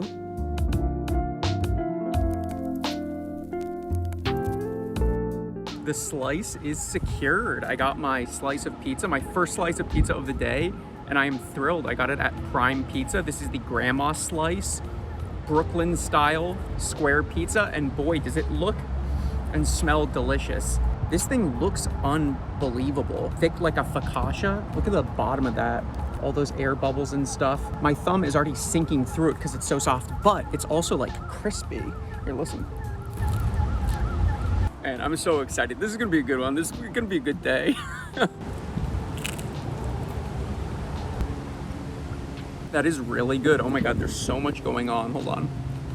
And that sauce is very tangy and acidic. The cheese is super rich and salty. And the crust is like cakey, but it does have that crunch, the crispness of the bottom. And my favorite thing about a pizza, which is that the bottom gets cooked, but then the top of the dough in between the cheese in the dough or the sauce in the dough stays kind of uncooked and becomes like velvety soft. Hold on, I gotta get a corner here. It's like lacy on the edge, that really crisp, almost burnt cheese flavor. And it's fun that it's a square. Everyone loves a square pizza. The more corners something has, the kind of tastier it is. But each of those corners, of course, gets more delicious the more acute the angle is. So it's it's a calculation you gotta do. First slice of the day, and Prime Pizza knocked it out of the park. That is a grandma I wouldn't mind pinching my cheeks. And honestly, maybe it will, because I am very lactose intolerant. That's the other part of this challenge, the lactose intolerance challenge. I'm raw dogging this. No lactate, no other supplements, nothing. Just me and what I guess will account to about a pound of cheese. I think mozzarella is one of those cheeses that has like a little less lactose, but the challenge remains. So I'd say that Prime Pizza gets a 5 out of 5. It was such a beautiful day, I decided to walk to Santa Monica Boulevard to catch my first bus. Past the old Oki Dog location, my first ever food review. Rip to one of the greats. Then onto the beautiful tree-lined streets of West Hollywood. Here's a machine that brings food to person, and a machine that brings person to food. Now, I'd be on my way to my next destination already if it wasn't for these 7 people and their 7 big-ass cars. My philosophy is, if you're driving, you can't complain about traffic. It's like, you're complaining about traffic, brother, you are traffic. So I paid for my ride and then went to find my seat. This was one of those long articulated buses. And look at how long I have to walk. This is like a long, long bus. And there we are in the reflection. Wave hello. Past some real classics. This beautiful storage building. Apparently Prince's original recordings are there.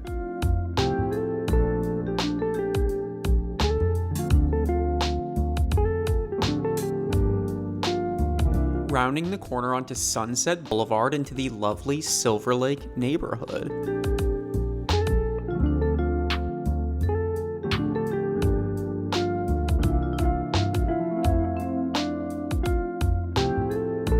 Back in the beautiful Silver Lake neighborhood, actually in the same exact spot where I made that iconic joke about draining the main Levain in my New York foods video. Another video where I ate pizza, Vito's, which is a personal favorite of mine that does like a New York style pizza. Not trying that today, trying something completely new to myself, La Sorted's Pizza.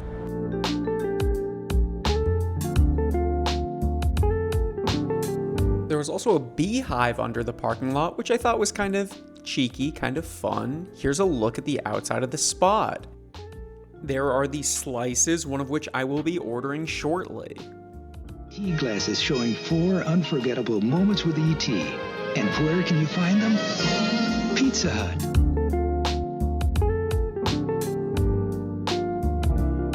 slice number 2 here at La Sorted's Pizza. Back in a parking lot doing a food review right off of Sunset Boulevard in beautiful Silver Lake. I got the burrata slice, 2 cheeses for the price of 1.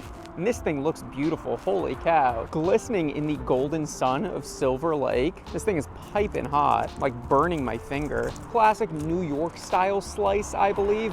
Very thin, ooh, crispy on the bottom. Still holds its shape, doesn't flop. Does that mean it was like cooked at a hot enough temperature? I don't know. Smells good. You can smell that fresh basil. Nice thick strips of fresh basil.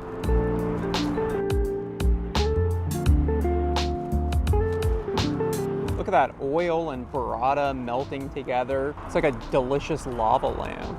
All right, I gotta do another one and really get some of that burrata. Okay, I see what you're putting down. I sniff your drift. Light on the sauce. Basil is powerful. And that main cheese layer seems to be more than just mozzarella. It's very salty and like cooled off by the burrata. The crust is crispy. Crispy, pretty glutinous and chewy. It is very salty. I wonder if it would be too salty if it didn't have the burrata kind of cooling it down.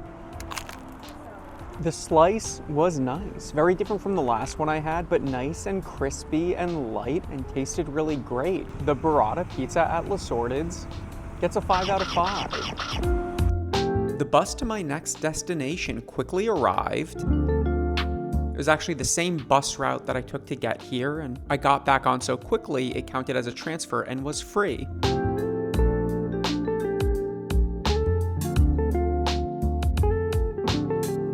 Made it safely to my next destination, Quarter Sheets, where I went inside and ordered my pizza, then waited behind the velvet rope, VIP, very important pizza, then added a slice to my inventory.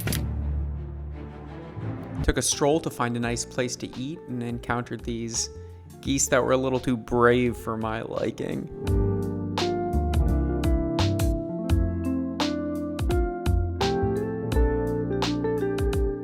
Got the slice. Here I am, back again at beautiful Echo Park. The restaurant did have a dining area outside. I was frankly far too humiliated to shoot a food review there. It was very quiet. There were people hanging out eating. Anyways, I got the pesto slice from Quarter Sheet, and let's take a look. Oh, baby. Wow, this thing is truly beautiful. That's like a work of art. That looks like an expressionistic painting. Big chunks of pine nut in the pesto, big globs of tomato sauce on a nice thick spongy square. All right, I can't take it any longer.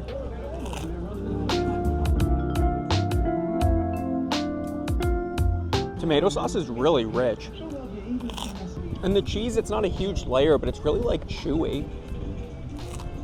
Bottom is crisp. The flavor of the pesto is good, plus it has a really nice texture, the crunch of those nut pieces. And it's a corner piece, so I got lots of crust there. Man, I blew through that thing. That was really good. There was a lot going on. Not all pesto slices I've had will have tomato sauce as well. This had both, which gave it a real complexity of flavor. Every bite really felt like there was different stuff going on. The oiliness of the pesto and the nuts. The crust was soft in some places, crunchy in other places. And then you get to the burnt edges with that toasty flavor. That slice was really very, very good. And I can say that Quarter Sheets pesto pizza gets a 5 out of 5. I hopped back on the 4 and we headed towards downtown Los Angeles for my next slice.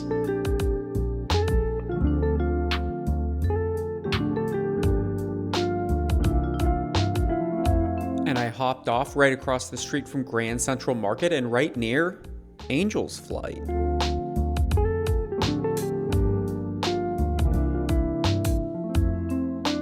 And there she goes. This really would have been like the perfect opportunity for me to take Angel's Flight. It actually is the direct connecting public transit line in between where I got off the 4 and my next pizza destination. Fortunately, there was like a very long line, and if I'm gonna hit all the spots I'm trying to get to, oh my god, these things are loud. They were built in like 1903 or whatever, and to be fair, that last bus ride I took was bumpy.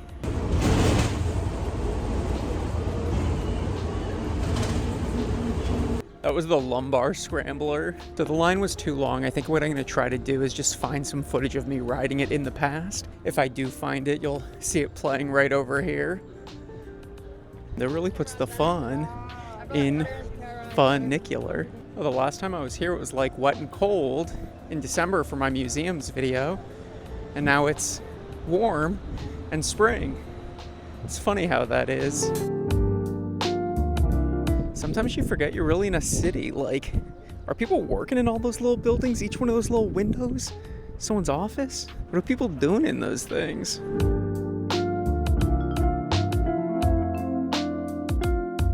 We'll find our next pizza spot here at this sort of food court amongst the high rises of Bunker Hill. And look at that big ball of dough.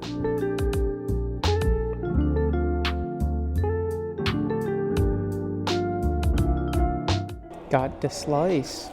I decided to eat this one in this time. I'm in like a huge food court. There's not a lot of people in here.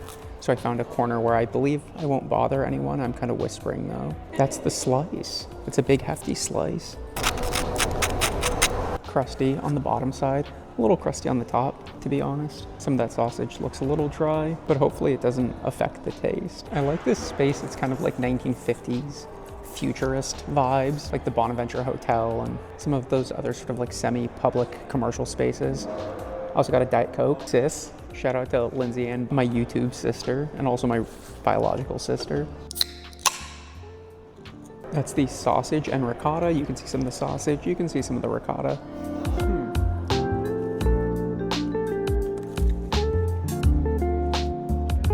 Okay. You know, it doesn't look as appetizing as the other ones I've tried today, but it's pretty good. It looks a little oxidized, like it's been sitting out for a while. To be fair, we are in sort of like a commercial district on the weekend, so they're probably going through a lot less pizza than they normally do. That being said, the flavors are really good. I love the smooth ricotta. The sausage also has a very nice flavor, kind of like a milder pizza flavor, but still very good. That is a crispy crust. Sorry, the cheese is sort of falling off, but you can see where the dough stays very soft on top because of the sauce. The folds of the pizza, the gray matter, thinking man's pizza. Look, I see what they're doing with this pizza. Maybe it wasn't the prettiest pizza right off the bat, but I think it redeemed itself in its delicate subtlety. I appreciate it. I respect it. All the elements were really good. The crust was thin and crispy, and the sausage was also very nice, light on the fennel. In my opinion, some Italian sausages can get overwhelmed by the fennel of it all. I'll be honest, not my favorite of the ones that I've tried so far, but still a very, very good pizza. I'd be happy to come down from my like banking job or whatever to get a slice of this during the day. What a treat. Danny Boy's Pizza gets a 4 out of 5. I took a nice little stroll down to 5th Street where I'd be picking up my next bus. Past this tree that got chopped down. I guess someone chopped down a bunch of trees in downtown the night before. I don't know. Then I peeked inside the Cal Edison building. It's kind of cool in here. Then waited for my bus under the shadow of the main branch, LA Public Library. People are probably in there getting so smart right now.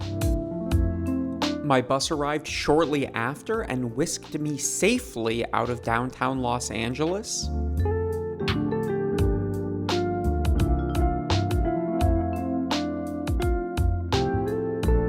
Through MacArthur Park and to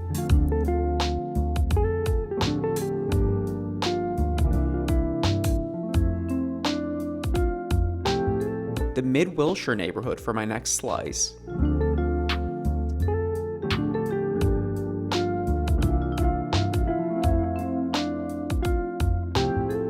Apollonia's Pizza near La Brea and Wilshire. This is what it looks like inside. And look at those thick slices. Oh boy.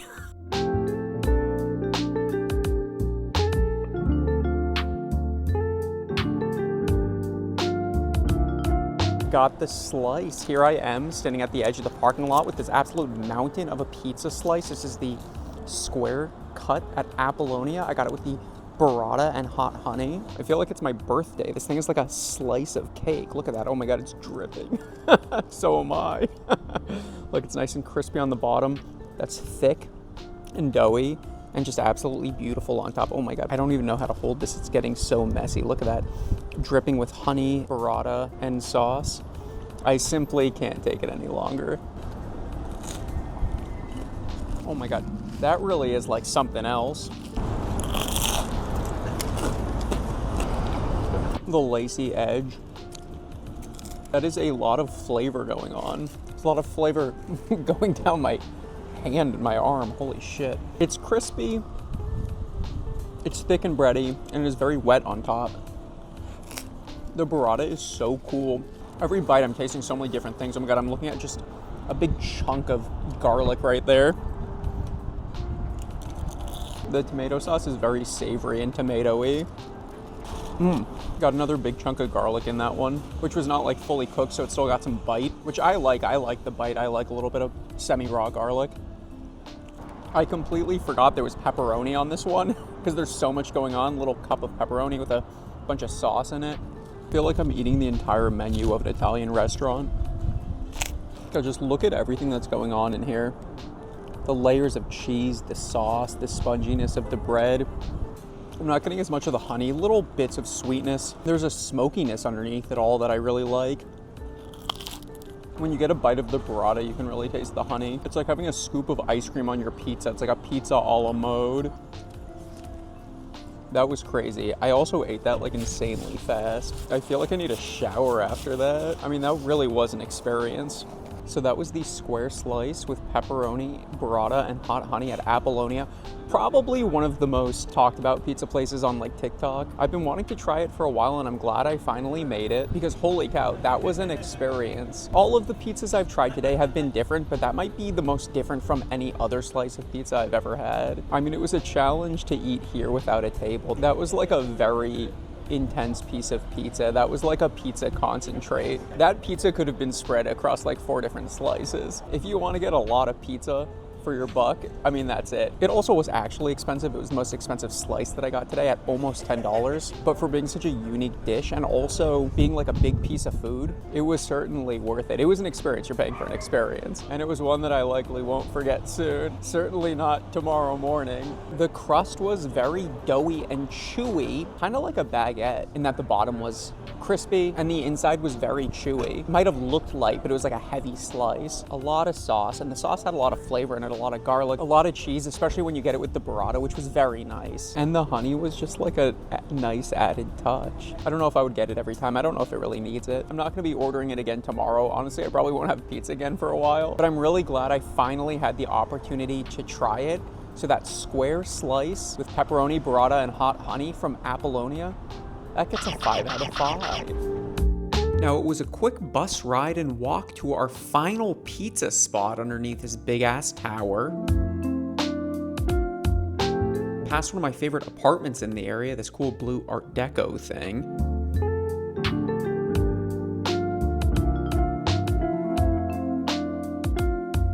Then I arrived at the spot for my final pizza, Mive. So I'm waiting to pick it up right here on the street corner because this is a pop-up. I ordered the pizza the night before because they make a limited number of pies a day, and then I just texted when I got to the predetermined location per the instructions. Then I just waited for Mr. Mive to arrive on skateboard and deliver my pizzas. I feel like I'm buying weed in 2006. Back in my day, you had to text someone, wait on a street corner to buy weed, and now you buy weed in the store and pizza on the street? I don't know, man. Kids got it too easy these days. Yeah, that's great. Thank you so much. Really appreciate it. Then I took my pizzas on a little stroll. LA Fitness? I'm about to be LA Fitness pizza pie in my mouth. Then I found a spot by the Page Museum to sit down and eat it.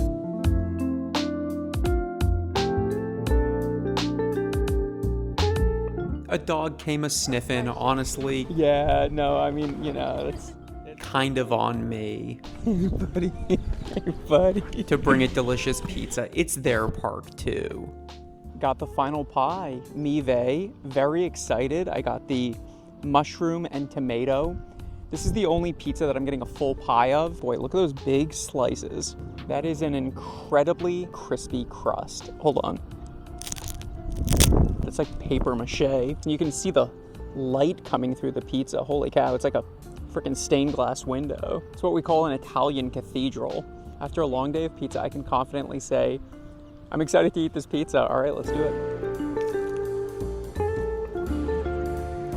That is really good. That crust is like paper thin, but still like incredibly chewy. That's like unbelievable.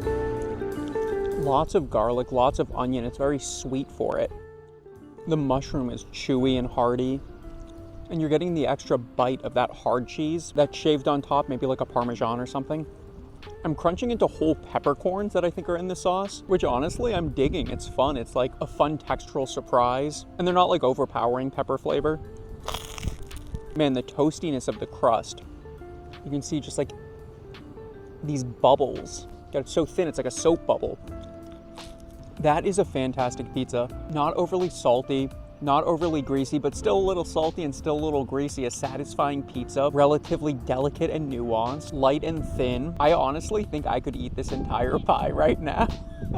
I've had a lot of pizza to compare it to today, and I can honestly say the Mive mushroom and tomato pizza, that's a 5 out of 5. I guess it's true what they say. Pizza is pretty good.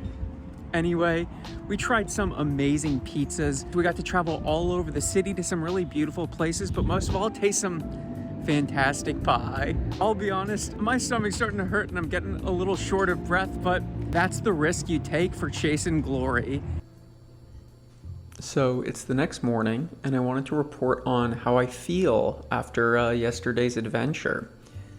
Admittedly, didn't sleep great last night. Was up pretty late. Actually woke up a couple times in the middle of the night. My stomach kind of hurt. But this morning, honestly, I feel pretty good. I feel like I accomplished something yesterday. I challenged myself. I challenged myself mentally, spiritually, and digestionally. So after having done it, can I recommend you, a lactose intolerant person, go out and eat like 7 pounds of pizza in a day? Yeah, you should. I believe that you too can eat way too much pizza. Don't let your digestive issues hold you back from the life that you want to live.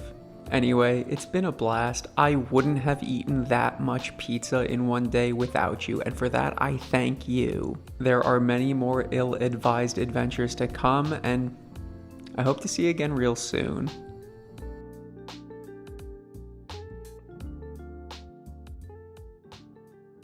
Freedom is a constant struggle, and all this struggle is making me a little bit hungry. That's why today I'm traveling all over military-occupied Los Angeles to fight for our right to self-govern. Have a few bites along the way, so come with me as we bash the fash and spend a little cash to support local food vendors in our community. And of course I'm getting there on public transit, so I started on a local bus, then made a connection to the B line, and arrived at Civic Center Grand Park Station. And wow, look at the crowd, all gathered in front of City Hall. And that's when I laid eyes on the first treat of the day. Boy, oh boy, look at that.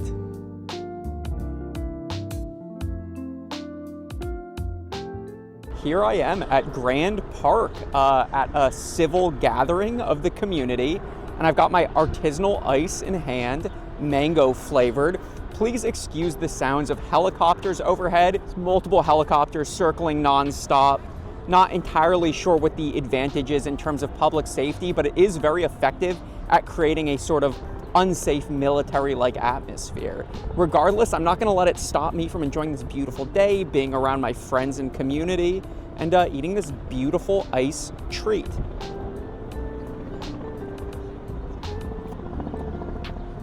Ooh, mama, that's good. Very refreshing. Not too sweet, but a great mango flavor with mango chunks throughout. I asked him to dust it with a little tahini on top and throughout. A little saltiness, a little spice really brings out that beautiful mango flavor. This is really just what I needed as an early afternoon pick me up. Very like handcrafted with a subtle flavor. The chunks of real mango. Very, very good. Cali's Nieve Artisanal. That gets a 5 out of 5. You know what?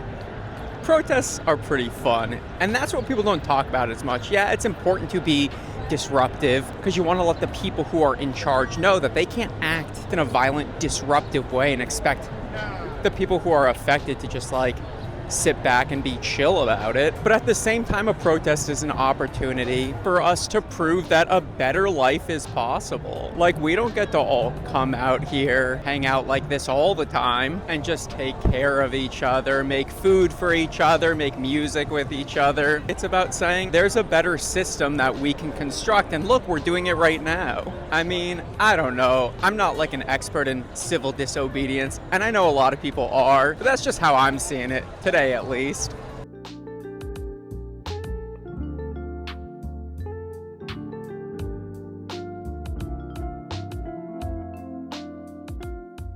Who let the dogs out? Here I am with my snack number 2, an LA street dog, my first for the channel, and honestly, this might be the first I've ever had. I got it with the works, grilled onions, mayo, ketchup, and man, it looks good, it smells good. You can smell like the char on the dog. It's truly a thing of beauty.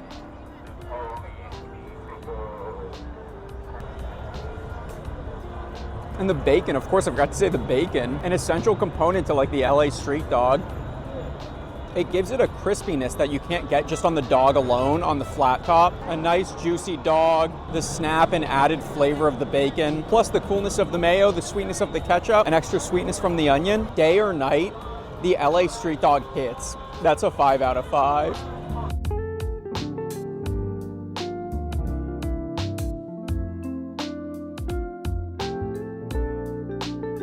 The truth is there are a lot more of us than there are of them, and by us I mean like normal, chill people, and by them I mean people who are willing to risk their lives to enact violence on just like people in their community because a billionaire told you to. The weirdos are the ones who get like the most press attention, so you forget that, but then, you know, when you see a line drawn between us and them, you really see how the numbers are in favor of just like regular people.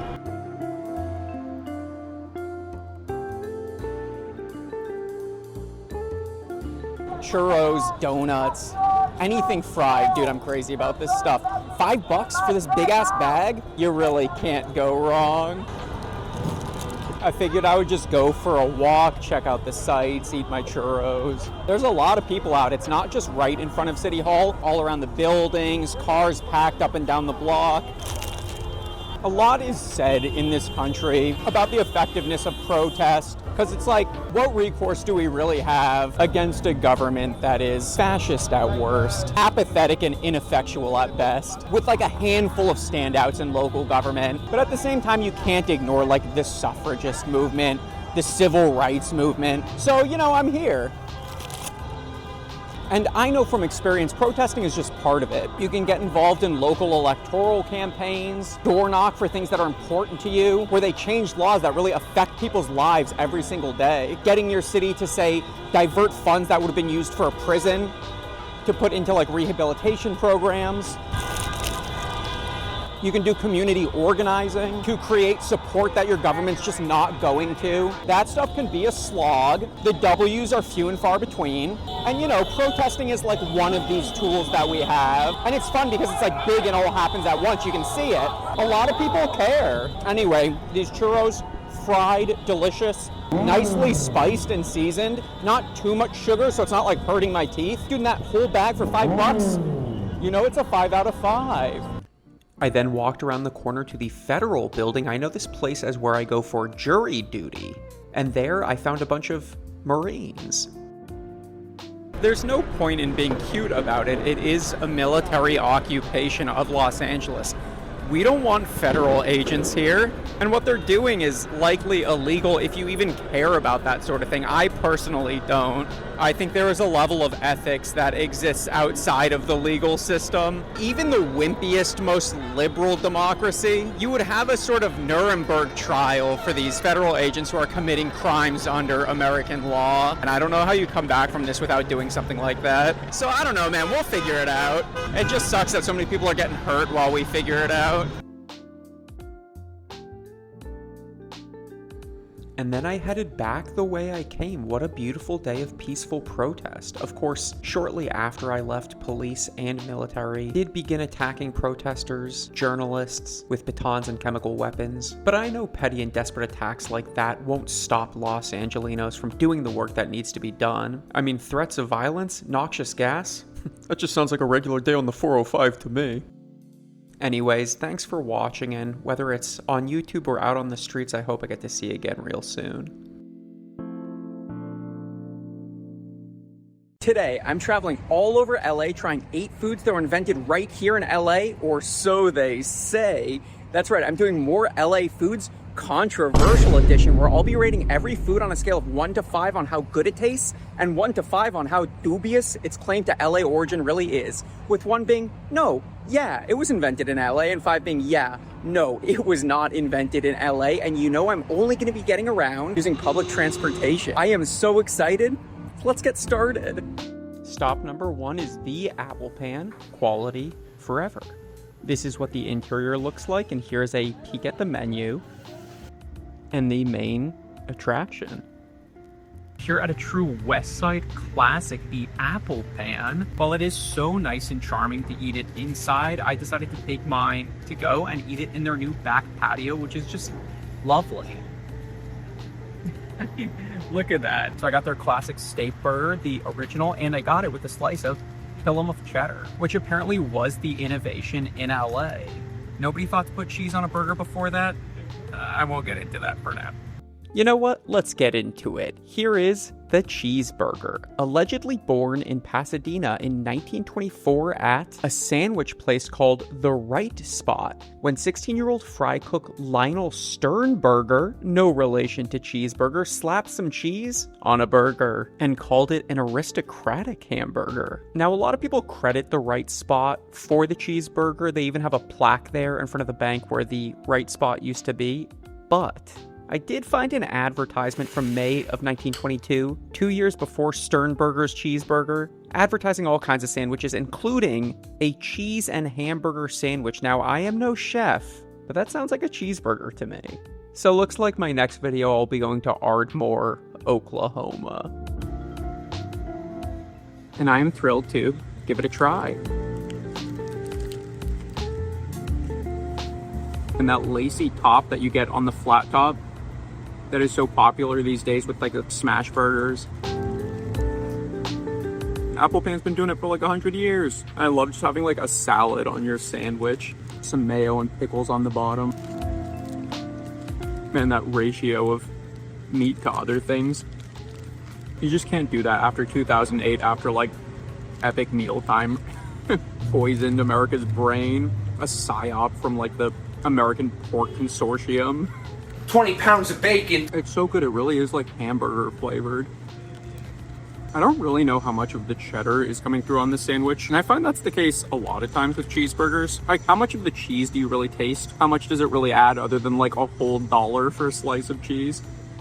The cheeseburger might be a marketing thing. It might be a psyop from the American Dairy Consortium. Got milk. Damn, I'm housing this thing. This is not small.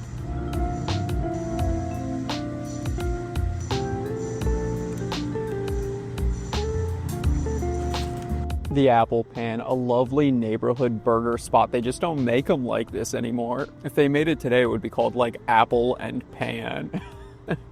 And the fries would be like $12 and you can only get sweet potato or truffle. I'm joking about the price, but like the price of this is pretty comparable to any of these like three best friends started a restaurant type burger place. It's good though, it's a big burger and it's a really satisfying combination of sweet relish, vinegary ketchup, and like a real like beef flavored hamburger. The cheese did get a little lost in the sauce. I don't know, maybe you need like a very, very sharp cheese to stand out on a burger, but overall it was like delicious. Really a classic California cheeseburger. Apple pan steak burger with cheese, that gets a 5 out of 5. Now on the controversy score, the idea that someone in LA was the first to be like cheese, ground meat on a sandwich, I frankly find that hard to believe, but then again, it's hard to imagine what the world was like pre-cheeseburger. Like if it was taboo to mix cheese and other things, maybe cheese was like something that was had on its own, like the idea of like mixing champagne and like, I don't know, Red Bull. Though I don't know, my mind might just be corrupted because of the American Dairy Association psyop of putting cheese on everything. So on the controversy scale, I don't know, man. That gets like a 4 out of 5. Yeah, no, I don't think that was done for the first time in LA. I began my journey to my next destination. I started on foot, passing the West Side Pavilion, RIP. I think it's like a research facility for UCLA now or something. I then hopped on the bus for a short ride to my second destination. This bus had a skylight, which was cool.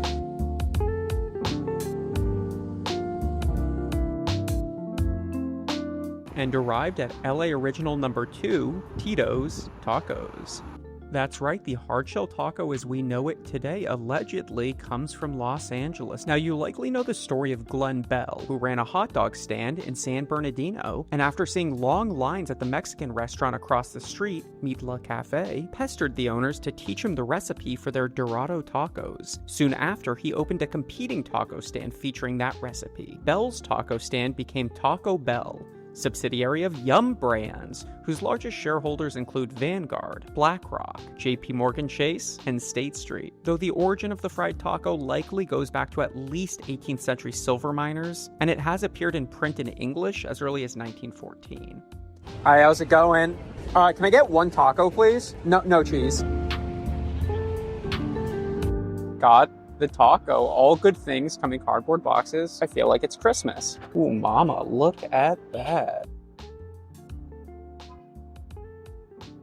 Here I am with the Tito's Taco at the Tito's Tacos, right here in the scant shade in the shadow of the 405, the name of my memoir. And this thing looks absolutely beautiful. Holy cow. Look at how smooth and flat that shell is. And the color of it is just beautiful. It smells so corn flavored with the chips to go. There's something about a real corny corn chip and a relatively simple taco. I went without cheese this time. The meat, some fresh lettuce on top, a perfect little package. Simple and delicious. You can see the kind of gradient where the meat absorbs some of the temperature of the oil, so it's a little less crispy down here, a little more crispy up here. And that thing is so good. And it really holds together. Don't you hate it when you bite into the Del Monte brand taco and the whole thing just shatters? And a generous tub of tomatoey salsa. Really fresh, lightly salty salsa. Really very, very good. The beef is pretty lightly seasoned, has a real beefy flavor, and truly just a delight. It is a simple dish, but executed so well. The corn tortilla flavor, just perfect, and really, really smooth. I imagine it's like a very fine corn flour that's like sifted so it doesn't have any big chunks in it. No grits, I guess. And fried at just like the perfect temperature. Nice and crispy, not too oily. I mean, that oil must be like blazing hot. Lightly seasoned overall, even the chips aren't too salty, which I like. Man, I can't stop eating these things. So for the food score, Tito's Tacos, Tito's Taco, that gets a 5 out of 5. Might be one of the most controversial origins on the list. Of course, there's the whole Glenn Bell thing. That guy just stole the dish. But even before that, fried bread and meat not having existed more than like 100-something years ago, I am a skeptic. I think it's hard to believe that a version of the fried taco didn't exist 60,000 years ago. But I'm not a food historian, and regardless of its primary origin, I think we can say there is major controversy related to its origin in LA, at least. So for the controversy score, that gets a 5 out of 5. The French dip? Now that's a controversy I'm not brave enough to wade into. Was it Philippe's? Was it Cole's? Nobody will know. Fight about it in the comments. Walking to my next destination in the Palms neighborhood of the city of Los Angeles on a street that apparently has no sidewalk. We love that. I want to thank everyone for the support I'm getting on this channel. It's been so fun watching it grow, connecting with everyone in the comments, on my Instagram, which is linked down in the description. And if you like what you see, subscribe. Why not? Leaving a comment, engaging with people, build a community, share with me some recommendations, places you want me to see, some challenges you want me to do. Every video I post has been an adventure, and it's one that I just love sharing with all of you. I'm having such a European summer, eating al fresco, walking from place to place. Venice Boulevard? Fuck it, Venice, Italy. My walk continued thusly. The monarchs were in town. That hot dog has seen better days. I live in LA without a car, and today I'm going from Palms to Little Tokyo. Shout out to Kelsey on TikTok, another transit creator. With a simple tap, I made it to the Palms Expo station just in time. In fact, maybe a second too late, I had to hustle up the stairs to catch my train.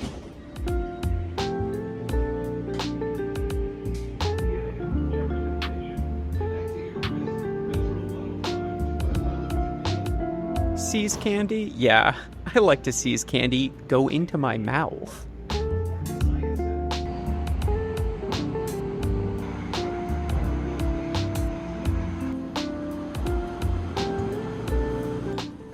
Anyways, I emerged right into beautiful Little Tokyo in the Japanese Village Plaza.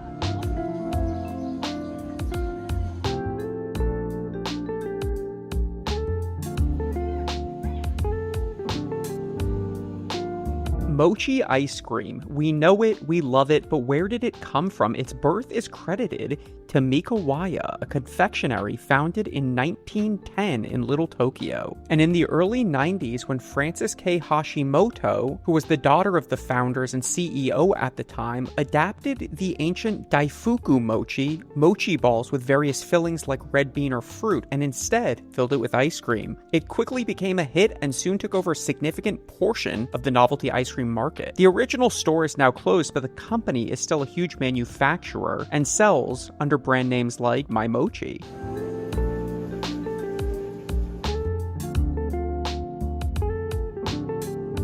Here I am at Frances K. Hashimoto Plaza with my mochi. I got two flavors. I got green tea and I got strawberry.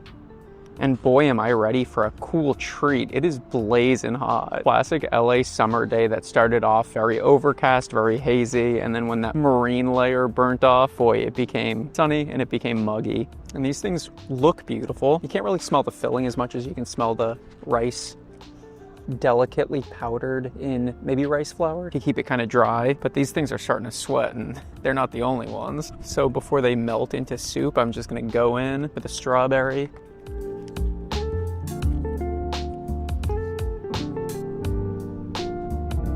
That is fun, that is nice.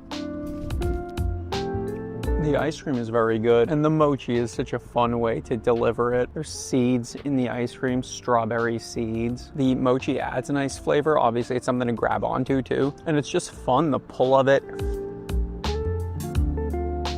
The chew, and this is like incredibly soft, velvety mochi.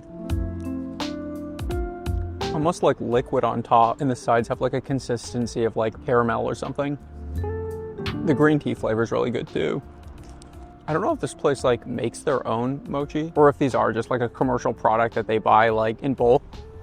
Holy cow.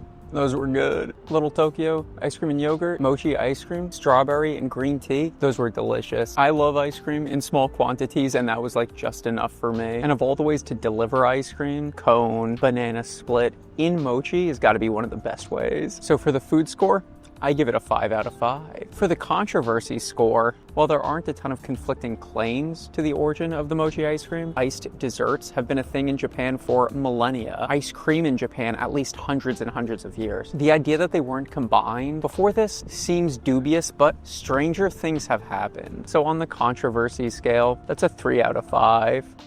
My next controversial LA food was a short trip away, or at least it should have been. I decided to take a metro bike, which is always a treat.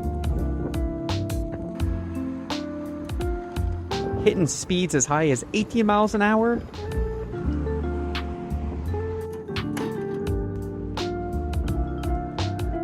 And there she is. Ain't she a beaut? Gotta get her from her good side. Well, here I am at the Row DTLA. I'd never been here before. How do I get in here? I was following Google Maps. Apparently I went to the wrong side. You gotta find this small, like, unmarked entrance. And it's all surrounded by these high gates, no signs, so here I am just walking around in circles like a dingus.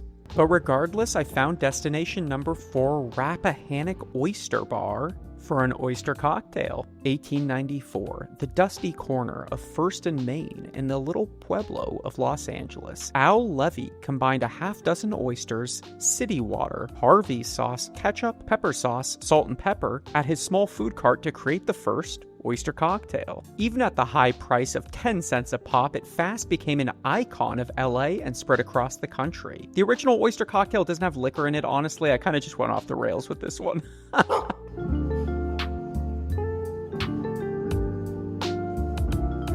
Got the oyster cocktail, or the oyster shot in this case. I don't want to wax too much about this because it's like 90 degrees and this oyster's been sitting in the sun. Oh mama. There we go. That's what you're paying for. So I got it with vodka with some like cocktail sauce in there. I like oysters, but I want to get this thing down. Big oyster. Spicy. It was good. It's 4 o'clock. It's blazing hot. I'm not much of a drinker, and I don't know the last time I took a shot of any kind, but it's 4 p.m. somewhere, and I had a date with a mollusk. It deserves to be said. The vibe, the Row, DTLA, it's so weird here. It's like post-apocalyptic Disneyland. There's a huge, massive parking structure, but like, we'll just like drive straight up. Like, at least in Disneyland, they don't like let you park your Mercedes on Main Street. Shouldn't this be like a pedestrian walkway? I don't know. We're not like rating it on vibes here, purely for the taste of the oyster shot. Tasted a little bit like vodka, tasted a little briny, kind of like watered down cocktail sauce flavor. You know what? I think that vodka's starting to kick in. I had a big cold glass of water and I said hi to a viewer, which is always nice. I kind of like the Row now. Anyway, the flavor of the oyster shot was great. It was everything I could have wanted. The oyster itself tasted good. You never really know, I guess. I've never lost a gamble with an oyster, and I certainly hope today's not the first day. So I give the taste score a 5 out of 5. For the controversy score, I say that's a 4 out of 5. Ridden the city bike right in here and avoided all of that turmoil. I guess I'm the asshole. The Row is fine. Well, I fled the Row and hopped on the bus. Getting off at Pershing Square, where I was making my connection to the B line. So I descended into the station, descending into madness itself.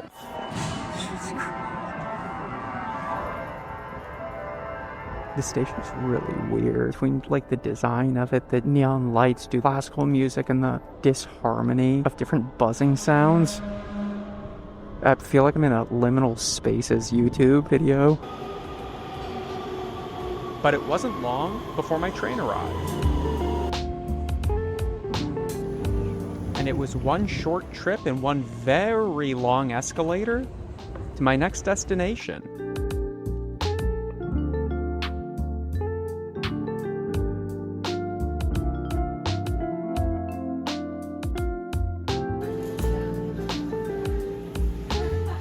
Can I just get one fortune cookie? Oh, awesome. Cool. Thank you so much. Really appreciate it.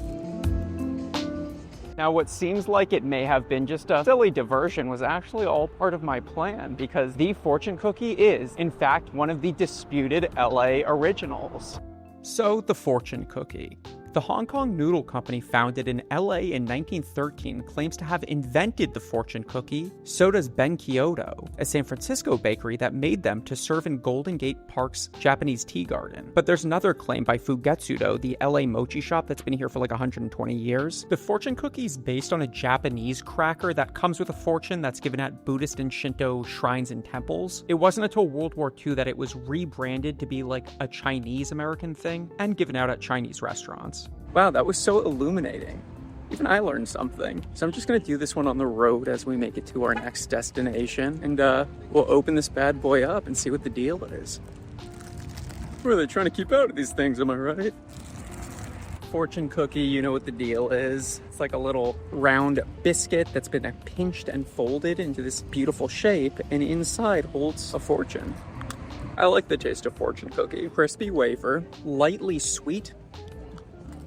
Really, the perfect post-meal treat. I don't know if I've ever had like a quote-unquote good fortune cookie, if such a fortune cookie exists. Maybe the one I just ate is the good fortune cookie. I did have a fortune cookie that was like warm and freshly folded from a fortune cookie factory in Chinatown in San Francisco, who claims that they originated the fortune cookie, which leads me to the next score, the controversy score. I mean, the number of places that claim to have invented it alone means this is frankly one of the most controversial foods on our list. So that gets a food score of 5 out of 5, and a controversy score, oh yeah, that's a 5 out of 5. Now let's see what we got. Don't forget to like and subscribe. A brief stroll took me to the heart of K-Town for my next destination, a Paris baguette. Oh, look at these beauties. But I only have eyes for one.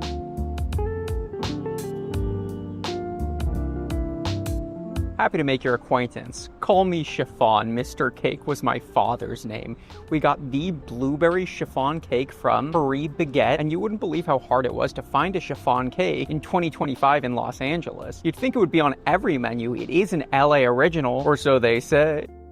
In the 1920s, Harry Baker quit his job as an insurance salesman to follow his true calling, inventing the chiffon cake. It's made by beating egg whites into foam and folding them into cake batter to create an exceptionally light crumb. It was a staple at Hollywood's Brown Derby for 20 years until Baker sold the recipe to General Mills, where it was shared under the Betty Crocker brand and became an icon of mid-century desserts. But yeah, it looks really good. The person I bought it from also said it was fantastic, so I am so excited to eat full mast sail of a cake. I feel like this thing's gonna blow away. It's got those like sugar covered blueberries on top. Man, look at those things glisten. It is light as a feather and I am stiff as a board in anticipation of eating this cake, so fork just sink through.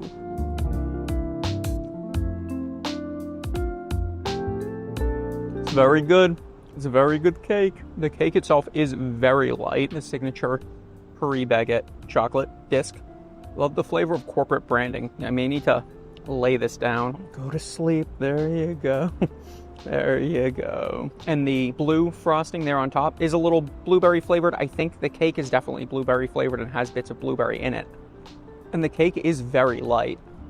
Like an angel food cake, but I don't know, a little drier, a little less like oily.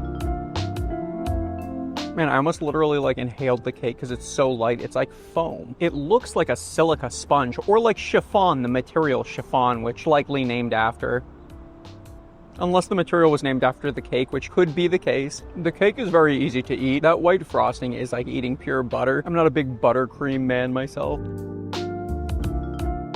I ate it as if it was good because it was pretty darn good. It was an incredibly light and airy cake. The buttercream frosting was also very light. The blueberries were also good. They were a little bit like green, like maybe not fully sweet and ripe, but I kind of liked that because it gave it a very like planty flavor and a nice crunch. Overall, it was a great piece of cake, so I'm very happy to share that the blueberry chiffon cake from Paris Baguette here in Koreatown, Los Angeles gets a 5 out of 5 on the taste scale. As for the controversy scale, I'm definitely not a baking historian. I know meringue has been around probably for a while. Is the chiffon cake the first to ever do it, to ever like make a cake with whipped egg white? I frankly couldn't tell you. Was it the first one to be named after like a fabric? Probably. So is this a case of a cake being invented in LA, or maybe just branded in Los Angeles, which we've seen with some other foods on the list. I don't know for sure, but I think there is room for debate. On the controversy score, that gets a 2 out of 5. K-Town is so cool. It's like a little city in the big city. K-Town is cool if you don't have to worry about parking, aka don't have a car. Anyway, I'm headed right back to the metro station from whence I came to hop back on the D line and head to my final made in LA food destination. Back down this long escalator. Should I? Nah, but nah.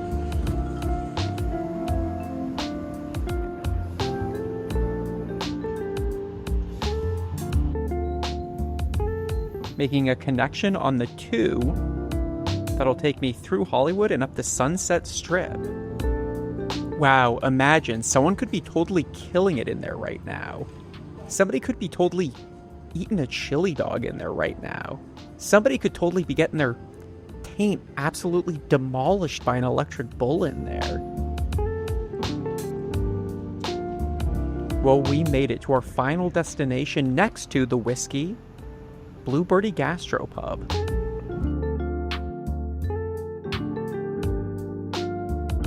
Now, the story doesn't begin at Blue Birdie, but in 1941 at West Hollywood's Cock and Bull, when they were brewing their own ginger beer. The bar's owner was hanging out with a couple friends who were bigwigs at Smirnoff, and they devised a drink that would combine both of their beverages with a little bit of lime. It's so simple, it's so delicious, how could this not have existed before? Well, it did. It was a cocktail called a Mamie Taylor, which was named after a turn-of-the-century opera singer. The only difference was the mule came in this copper mug. That was just a marketing gimmick that the Smirnoff guy came up with to sell more Smirnoff, making the Moscow Mule essentially the Pez candy of the bar world.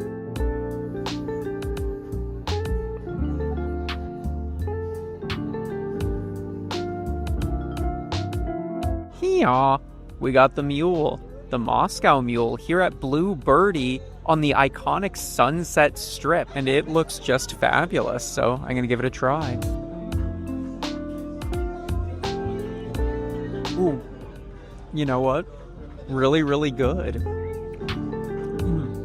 Really spicy ginger flavor, also really strong lime flavor. It comes with this cool desiccated lime strip. Bitter. Ooh.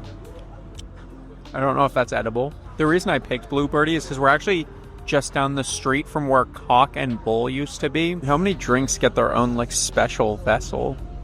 A highball is a highball if it's served in a martini glass. Is the Moscow Mule the mule if it's in a different metal? Actually, I think this is like stainless steel that might just be plated or colored on the outside. Boy, what a refreshing drink to end my LA adventure on. It is really good. You can only just barely taste the liquor, but it's also not like very, very sweet. I have a hard time with very, very sweet cocktails. That's a mule I wouldn't kick out of bed. So for the taste score, the Moscow Mule at Blue Birdie, I thought it was fantastic. Spicy, a little bit sweet, very acidic with just a little bite of liquor flavor. I'm happy to give it a 5 out of 5. I mean, controversy thrives here on the Sunset Strip. Has this combination of ingredients ever coexisted in a glass? Probably, but did it ever coexist in a copper mug? No, no, no. And that's what sets the Moscow Mule apart from the other cocktail barnyard. For a controversy score, a 3 out of 5. Well, what an adventure. We tried some real delicious foods and dug into some real interesting controversies. But there's one thing that's not controversial. The automobile is the most destructive invention in the history of mankind, and Henry Ford spent all eternity in a real warm place. Anyway, I want to thank you again for coming with me on this trip, because I wouldn't have done it without you, and I hope I get to see you again real soon. It's almost autumn in North America, which means summer has just begun here in Los Angeles, and what better place to ring it in than down at the beach? That's why today I'm going to be walking the entire Santa Monica coastline and trying some of its most iconic seaside fare. I'll be rating everything on a scale of 1 to 5 on taste and 1 to 5 on how beachy it feels, and I'll be starting right now. And we're starting the day off at heavy-handed. Here's a look at the menu, and there's a look at the burger. Got the burger in hand, heavy-handed here on Main Street, next to Holy Guacamole. Arguably a much more iconic spot, but gotta start the day off with the cheesed burger, and this will probably be like the newest place that I go to, like the youngest restaurant. I've wanted to try this place for its iconic smash burger, which everyone loves, a smashed burger, and here it is. A thin patty, a soft, sweet smelling bun, sweet pickles, caramelized onions dripping out the backside, a crispy, lacy edge there on the burger from being smashed down. And the hamburger smells seasoned. This pickle can't seem to wait, neither can I, so. Very tangy, very sweet from the sweet pickle, also from that sauce. And that sweet fakey bun. This is a very sweet burger. Can't really taste the cheese as much as I can just feel it. Soft and satiny in the mouth. The single patty, a little thin. Kind of par for the course for the smash burger, I think. They do fries here too. I wanted to just go with the cheeseburger. That last bite I did get the burger flavor, good seasoned. It's a little crispy. Look, it was pretty good. Thin, soft, burger stand type burger. Just the basics, the burger, the cheese, pickle, soft bun, but overall very, very good. So for the taste, that gets a 5. And for the beach feel, it is very reminiscent of that beach town burger stand, sitting outside under the umbrellas. It's like I can almost feel the crunch of the sand on those buns. And so for the beach feel, that gets a 5 out of 5. My journey continued towards Hill Street, so I'm going to be walking 3 miles across the coast of Santa Monica. Here's a little preview. Of course, I won't be taking a direct route. And for those who don't know, Santa Monica is a city within the county of Los Angeles. It's surrounded by LA with Pacific Palisades to the north and Venice to the south. But it's its own city with its own infrastructure, its own city hall. It was founded in 1886 as a sort of resort town with pleasure piers and bathhouses, which were popular at the time. Oh, hell yeah. Get it, little Victorian child. Here's the original City Hall and its first library that was opened in 1903.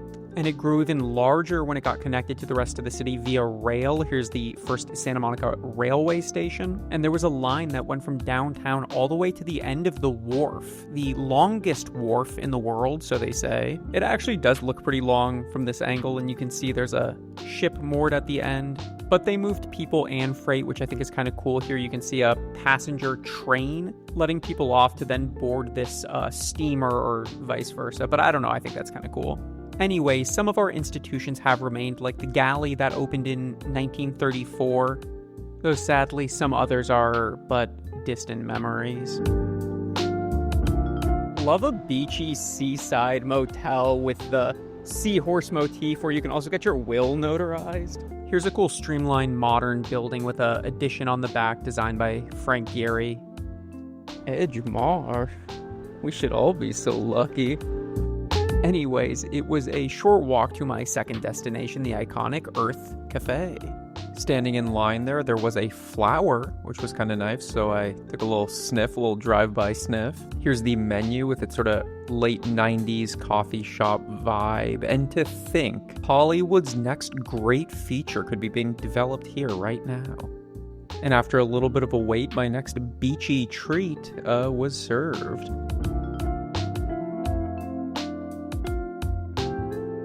Taking my Spanish latte to go, walking past the community garden here, and I'm headed down to the beach. Man, Urth Caffé, as popular as ever. It was a long line and a really long wait to get my latte, but I bet it's worth it, and I'll go ahead and give it a try. All right, that's the Spanish latte granita, an ice blended coffee drink, and it is really sweet. A sweet, like, dark roast. Tastes like 2003. God, it's been so humid in LA. Like, I don't ever remember it being humid like this. Like, really sweating. We are on Ocean Ave, heading down to the beach.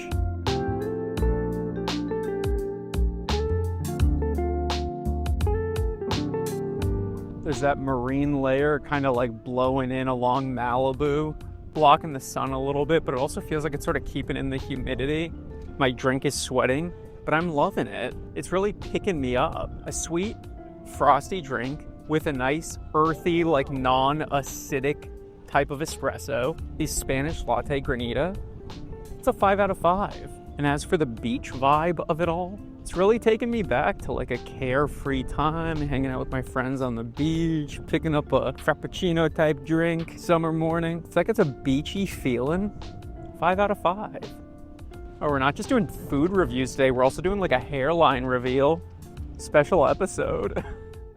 Well, I hung a right and headed uphill away from the beach, but turned back to get one last look to our next destination.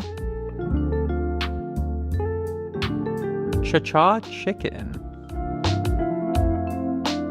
You get pictures on the menu, which makes ordering very easy. You order at the counter here on this patio. It's all sort of outdoors. Cool decorations. And before long, my food arrived. Chicken time. So I got a quarter Cha-Cha chicken, which is the jerk chicken, leg and thigh. Comes with fried plantain, some yellow rice, and a little bit of salad. It smells really good. Sweet, spicy, a little acidic. Normally it would come with like rice and beans, but the real Morton heads know I can't really eat most legumes. So I went with this rice instead. Really good. Thick, chewy rice with that sort of saffron-y flavor. A little buttery. I don't want to try a plantain. Yeah, that is like an oily plantain. God, that is so good. Oh, look at how glossy and caramelized that is. Right now, I gotta give this chicken a try. Ooh, man, it really just immediately like falls apart. Man, that is just like insanely good. The flavor of the sauce is like so complex, tasting like tomato, all different chilies, all different spices. It's like I can taste everything individually too. It's almost like eating a whole spicy garden, sweet and smoky, and unbelievably soft and tender. Man, there really is like so much going on in that sauce. I couldn't imagine making something like that. The ingredient list to this sauce must be like 12 pages long. And every bite, I'm like picking up on new stuff. It's like one of those I Spy books for the tongue. A nice, crisp, bright cabbage salad. The taste of the red cabbage goes really well with the sauce too. All right, let me do some with the plantain. So the quarter Cha-Cha chicken at Cha-Cha Chicken with rice and fried plantains, absolutely unbelievable. So good, really like a work of art. When you look at like a beautiful painting that has like a bajillion brush strokes and all these different colors that represent like dappled light and the ripples of the surface of water and like the colors and textures of skin, you're like, how did they do that? That's like how I feel after eating this chicken. I think with like a step-by-step recipe and 5 years of practice, I don't think I'd be able to make this dish. So good. I mean, even that simple salad, the rice is like out of this world. And the value too. Like 15 years ago, I remember being like, Cha-Cha chicken's kind of expensive, but I don't think they've raised their prices in like 15 years. I mean, this didn't cost that much more than the latte. So for the taste score, the Cha-Cha chicken at Cha-Cha Chicken gets a 5 out of 5. Now for the beach feel, I mean, look at how cool this is. I love all this sort of Caribbean detail. I mean, it doesn't even feel like you're in LA, but it feels like you're at the beach somewhere. For the beach score, it doesn't get much beachier than this. That gets a 5 out of 5. It was a short walk to my next destination, a very, very short walk. It was really just right around the corner. That's right, the iconic Shutters on the beach.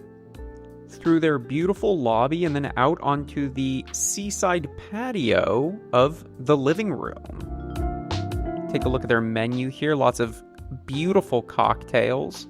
And honestly, I was vibing. They brought out some potato chips for me to snack on. Followed by this beautiful little cocktail. Here I am at the living room at Shutters on the Beach, and boy, this place is such a vibe. It is very like late 90s feeling, very chic, New England, country club, Martha Stewart. Anyway, I got the full bloom spritz, and look at that. Beautiful. Is that not just like a sunrise on Nantucket? I would assume. That'll turn your frown upside down. Kind of dry, kind of stunky, but also really fruity. Oh my god, I got just like a big whiff of ganja. Citrusy, that might be the Contrao, I think. It's like an orange liqueur. And bubbly, look at that. Is that fun or what? Tastes like Skittles or something. Like fancy Skittles. Our Shutters on the Beach really does like transport you. The white trim, the wicker chairs. They even have like these white and red striped umbrellas down on the beach, I'm guessing for guests. There are a lot of fun bars in LA, but don't sleep on the hotel bars. That's good. It's really good. A little less than halfway done with this tour, but it's nice to just take like a relaxing break here. The sailboats, the spritz, the spray of the sea. And it's so funny to think this is LA. Well, LA County, Santa Monica City, but it's connected by the same bus system that you could take out to the Antelope Valley, Chatsworth, downtown, Boyle Heights. It's quite a city, LA. And not everyone makes it to the beach. I mean, I feel like a lot of people who are from LA or have lived in LA for a long time are like less likely to go to the beach. You like talk to people from LA and they're always like, damn, like I haven't been to the beach, or you like have friends visit from out of town and that's like the only time that you go to the beach. I am victim of that myself, but you gotta do it. You gotta make it to the beach every once in a while. That's like what you're paying a premium for in rent and everything else. Food is more expensive, rent is more expensive because you can get to the beach relatively easily. You can get a spritz at Shutters. It really is just like a little vacation. I feel like I'm on vacation. Anyways, this full bloom spritz is absolutely delicious. A really perfect, kind of sweet, dry, sparkling cocktail to enjoy by the beach. The taste of it, that's a 5 out of 5. And as for that beachy feeling, they really nailed it here at Shutters on the Beach. I feel absolutely transported, and it's a kind of beach vibe that's very different from some of the other beach vibes we've experienced today, but it's very beachy nonetheless. And for that, I give it a 5 out of 5.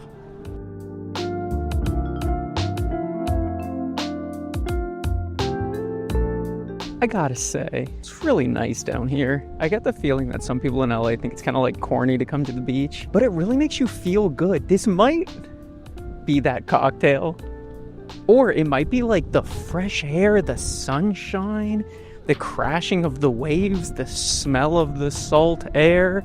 I feel like I'm like walking through a postcard. I get that feeling you get when you're like in nature for a while, like you spend like the whole day hiking in sort of like a remote area. Touching grass, that's what I'm doing. I'm touching grass. Hold on. That's what it is. And I'm also being away from cars. I think that makes a big difference. I'm not like dodging traffic. I'm dodging bike traffic, which I'm happy to do. Nearing the midway point in terms of distance, my next destination is, that's right, the Santa Monica Pier. Woohoo! Now, this pier is not the long wharf that we saw earlier. Santa Monica's had a bunch of different piers. This one was built in 1916 and had the Hippodrome, which is the building that now houses the Carousel. There was bowling, a roller coaster called the Blue Streak Racer. Damn, imagine going on the Aeroscope before like orthopedic surgery was invented. There was an attraction called What Is It? And if you want to know what was inside, well, you gotta pay your 2 pennies and wait in line with the rest of them. It also had a bathhouse. Bathhouses were everywhere. They were fun and it was good for public health since most people didn't have baths inside their homes. Anyways, I was here just to get something to eat.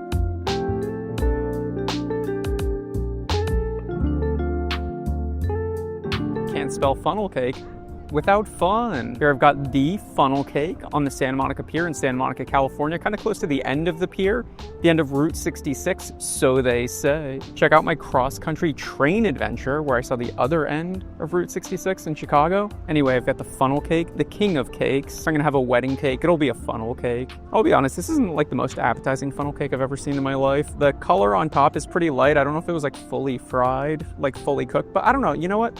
It's pretty crispy, I guess.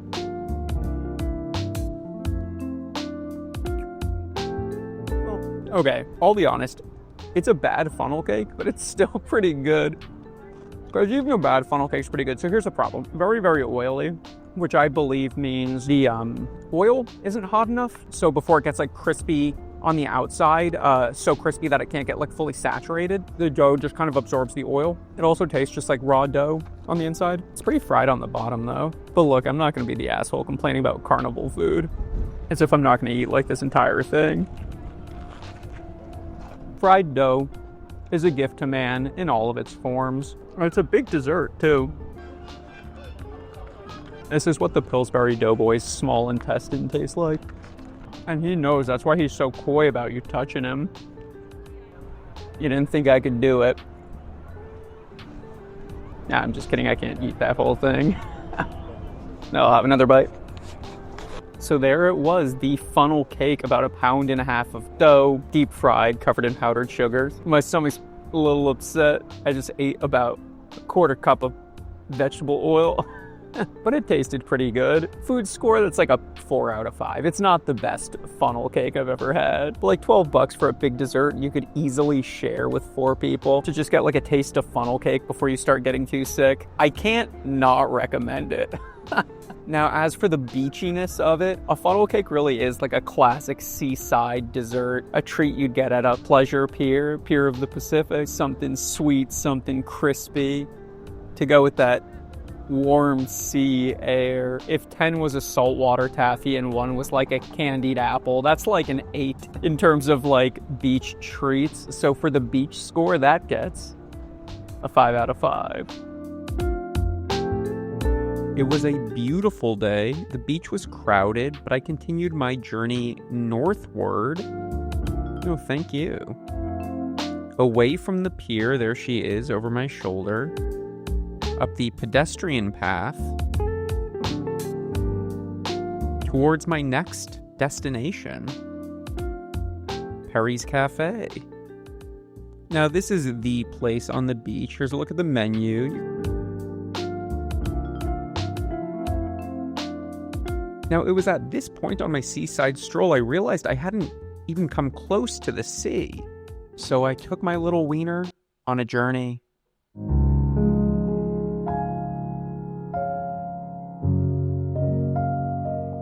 Now, if you haven't had a hot dog in the sea, let me tell you, it was a spiritual experience. Yeah, that's a 5 out of 5.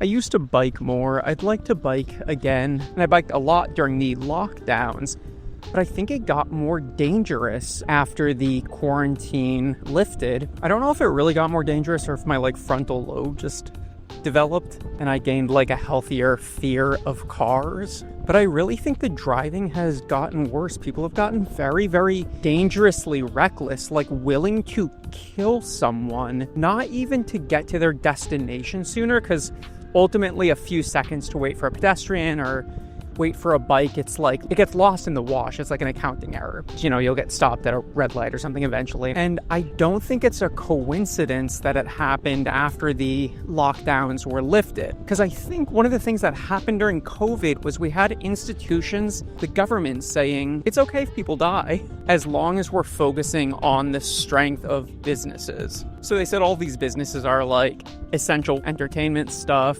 fast food type stuff, and it killed people. And if you believe in the idea of a cultural hegemony, like Antonio Gramsci's definition of hegemony, one of the facets of that is the state. So what does the state say? What does the government say? Well, the government says that human lives are less important than the flow of commerce, than the flow of traffic.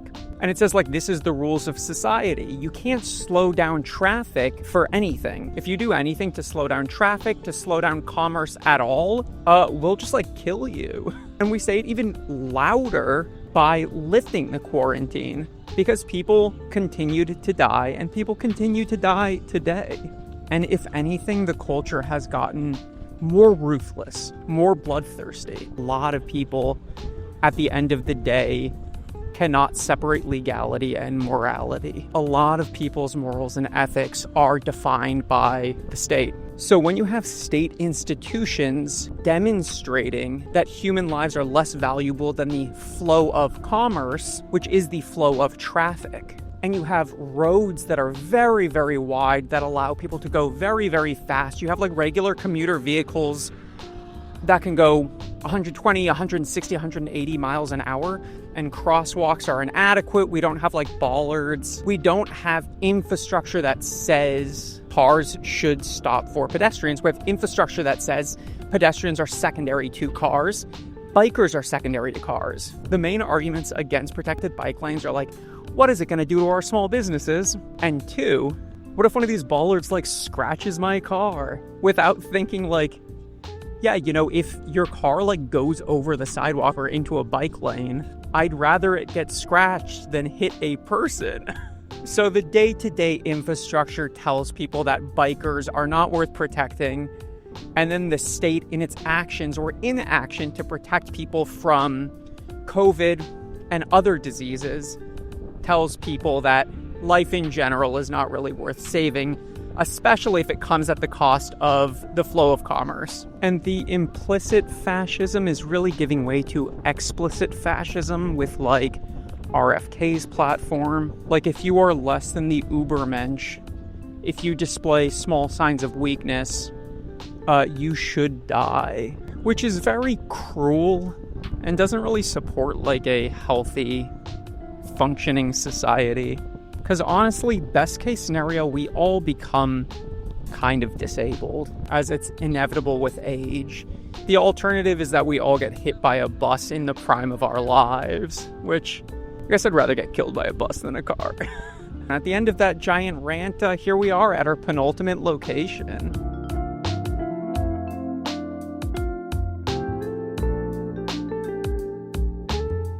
Back at the Beach Cafe, which is part of the Annenberg Beach House, which is pretty cool. It's a public pool right there on the beach. It's $10 for adults to get in. And the pool was originally built in 1929 by William Randolph Hearst for his mistress at the time, Marion Davies. Anyway, the sun was starting to go down. It was kind of cool because you could see the shadow of this contrail on the clouds above it. And after a little walk around the beach house, my table was ready.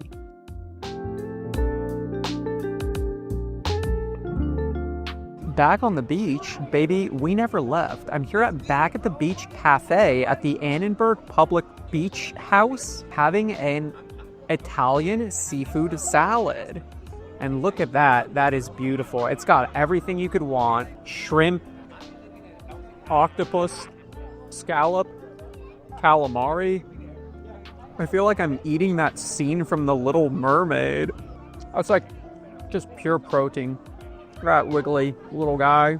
I love eating all these sea monsters. Crunchy red onion, some olives. It's cool just being down here at the Annenberg because it's like, you know, a public community resource. Public pool right on the beach. Swim at the beach, swim in the pool, eat some shrimp. And you've got yourself a perfect day in Santa Monica. Wow, that was fantastic. Put a bunch of weird wiggly sea creatures into a bowl, cover it in some olive oil, lemon, red pepper. You can't mess that up. So for the taste score, that's a 5 out of 5. Now for the beach feeling of it, I mean, I'm back on the beach. How much beachier could it get? That gets a beach score, 5 out of 5. Now my journey wasn't entirely complete because I hadn't made it to the north end of Santa Monica. I had to double back a little bit to get to this footpath over PCH. This old building used to be a bathhouse. I scaled the bluffs up to Palisades Park, took a little look back from where I came, and then strolled northward for the final leg, bathed in this golden light. And finally making it to this totem pole that marks the north end of Santa Monica, ending my journey, a journey not just of the body and the stomach, but of the soul.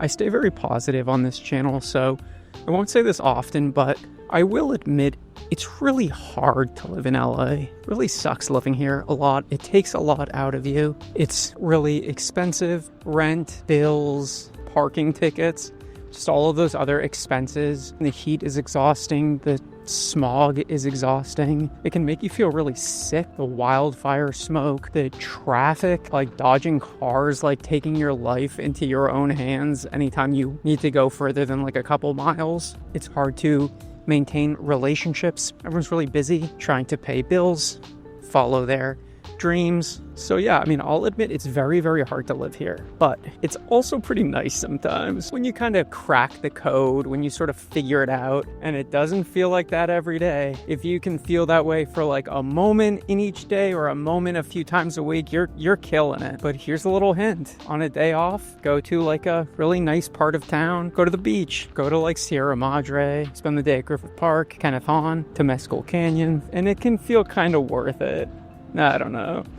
It's probably like that everywhere, though. Like, it feels bad when you just, like, focus on the bad stuff, rot at home. Things get real rotten real fast in LA. And that's why I want to thank you so much for watching. Because these little challenges, these little adventures, it's the sort of thing that I really wouldn't do without you. So I want to thank you so much for watching. I hope you had half as much fun as I did. And I hope I get to see you again real soon.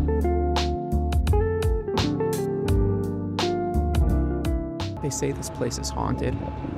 Did you hear that groan?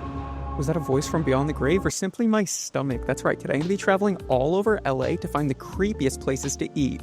I'm going to be rating everything on a scale of 1 to 5 on taste and 1 to 5 on how creepy it is. Now, is the veil growing thin? Or is that just me?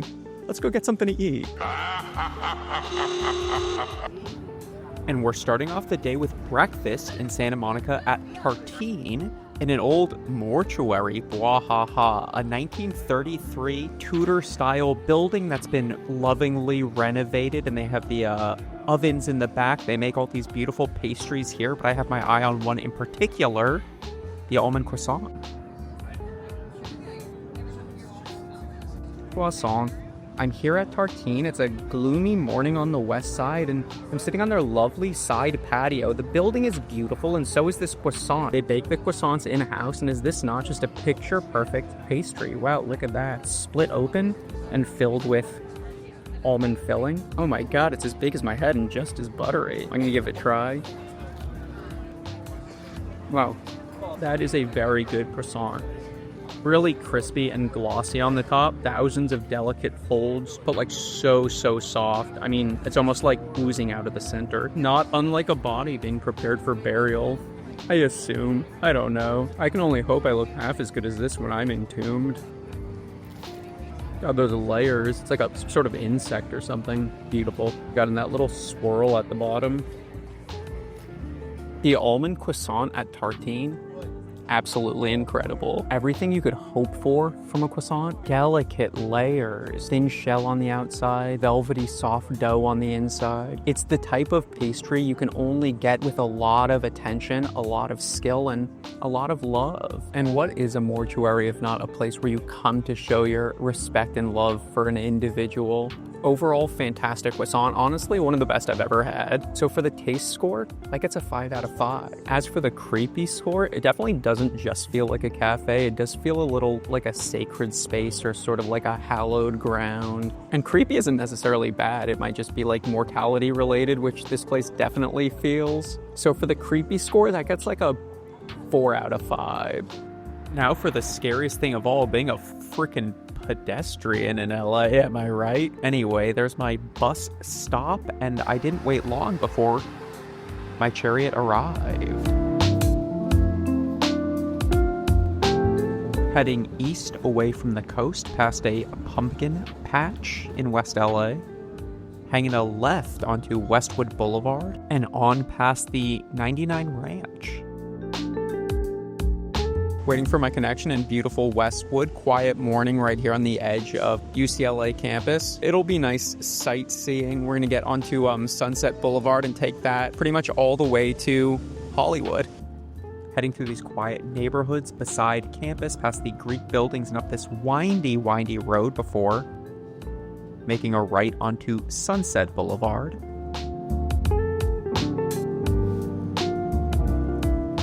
Past the beautiful parks of Beverly Hills. The Beverly Hills Hotel over there. Here's another one of LA's scariest spots, is the 6-way intersection at Sunset, Beverly, and Crescent.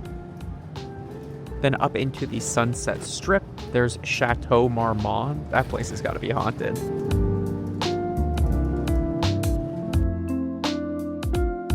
I totally zoned out and went right past my stop. I don't know, my head's just not in the game this morning. I was looking out for landmarks because I thought I'd be going down Hollywood Boulevard, which I didn't do per Google Maps. It's such an amateur move using Google Maps for public transit anyway. Classic street bong vendor. I was right here on this corner for my Ciclavia video, which I never finished. Maybe I'll release that as like a members only video.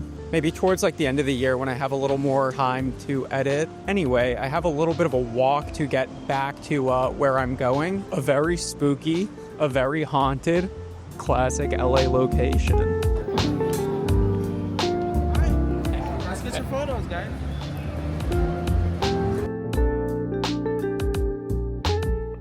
And breakfast continues at one of Hollywood's spookiest spots, that's right, Madame Tussauds Wax Museum Cafe.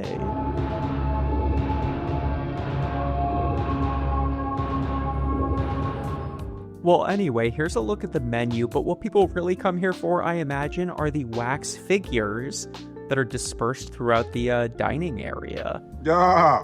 They are so lifelike. The skin texture, the hair, like he has little gray hairs at the temples. I like feel like I'm sitting next to a man. It's really bizarre. Every person at this restaurant that's like sitting kind of still, my brain's like, oh, that's a wax figure.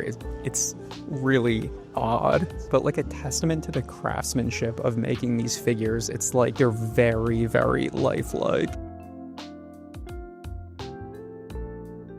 This toast is the most. Look at this beautiful avocado toast on a piece of toasted Dutch crunch bread piled high with avocado, red onion, cherry tomatoes, arugula, some herbed feta, and a balsamic vinaigrette. And these beautiful browned potatoes, they're like really golden with seasoning, and my mouth is watering. The croissant wasn't that much of a breakfast, and it's been a little bit of a journey to get up here, as it is anytime you leave the west side. And start with the potatoes, which smelled fantastic. Okay. Yeah, really good. Seasoned potatoes, not too salty. It's got little bits of sun-dried tomato, maybe even little pieces of bacon. Is that what that is? Oh, yeah. Okay, really good potato. On to the main course here. Boy, oh boy. Look at that. Nice and browned on the bottom. Hefty but soft piece of bread.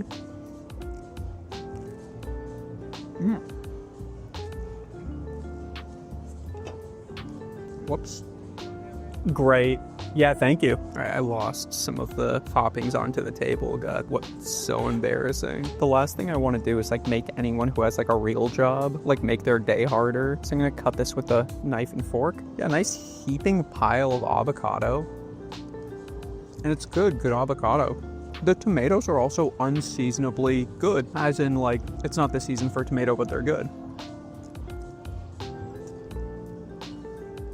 So the avocado toast at Madame Tussauds rooftop bar and restaurant, I thought it was really good. I mean, it was a good avocado toast. Had a little sweetness from the balsamic, from the tomatoes, and pepperiness from the arugula. A healthy serving of a just right avocado on a nice, thick, soft piece of bread. And so for the taste, that gets a 5 out of 5. Now for the creepy factor, there's something uniquely creepy about wax figures. These things really do trigger like an uncanny valley effect in my mind. It's like another type of creepy. It's not a ghost, but it's something inherently disturbing, and I really like it. It's a unique kind of creepy, but creepy nonetheless, and for that reason, I give it a 5 out of 5 on the creep meter. Now, our next spooky destination is truly right across the street, the Roosevelt Hotel. And it's the first one on our list that is genuinely haunted.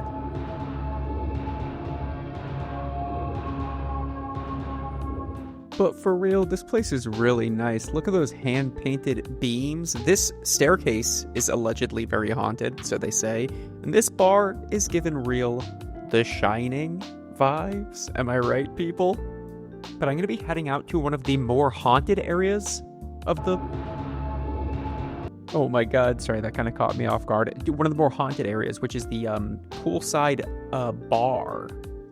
This is what the dining area looks like, which is very nice. And here's a peek at the menu.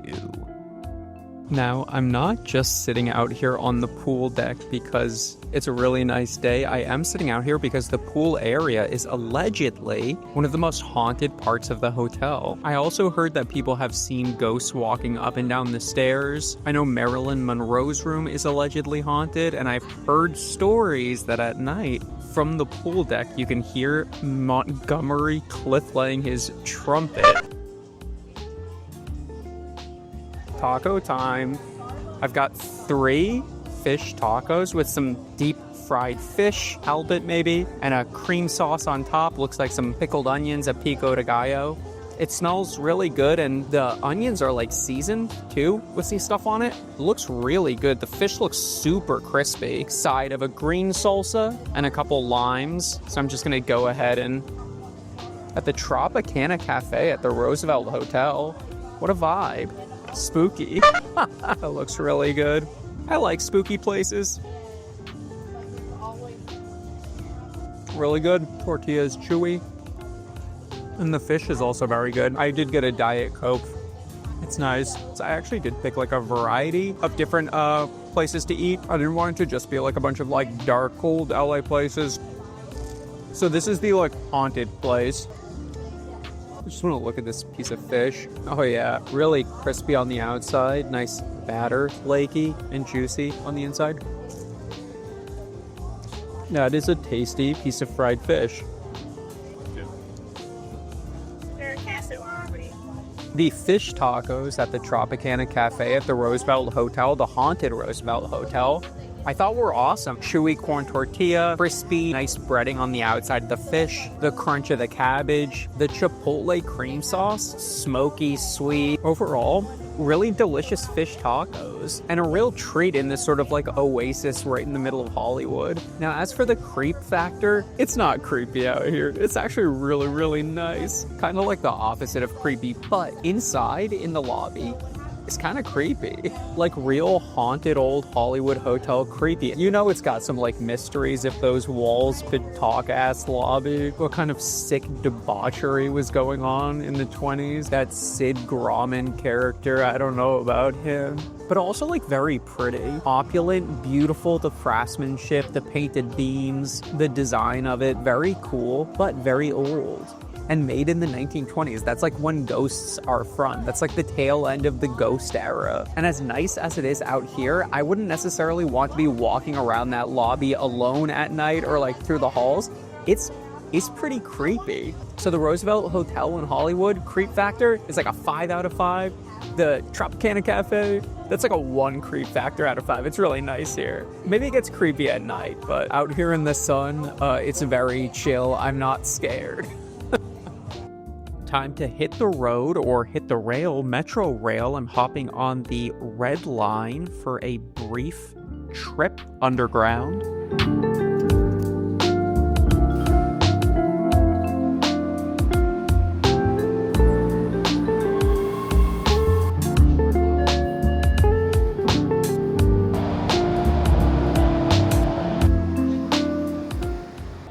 Just one stop from the Hollywood and Highland station to the Hollywood and Vine station, which is very cool.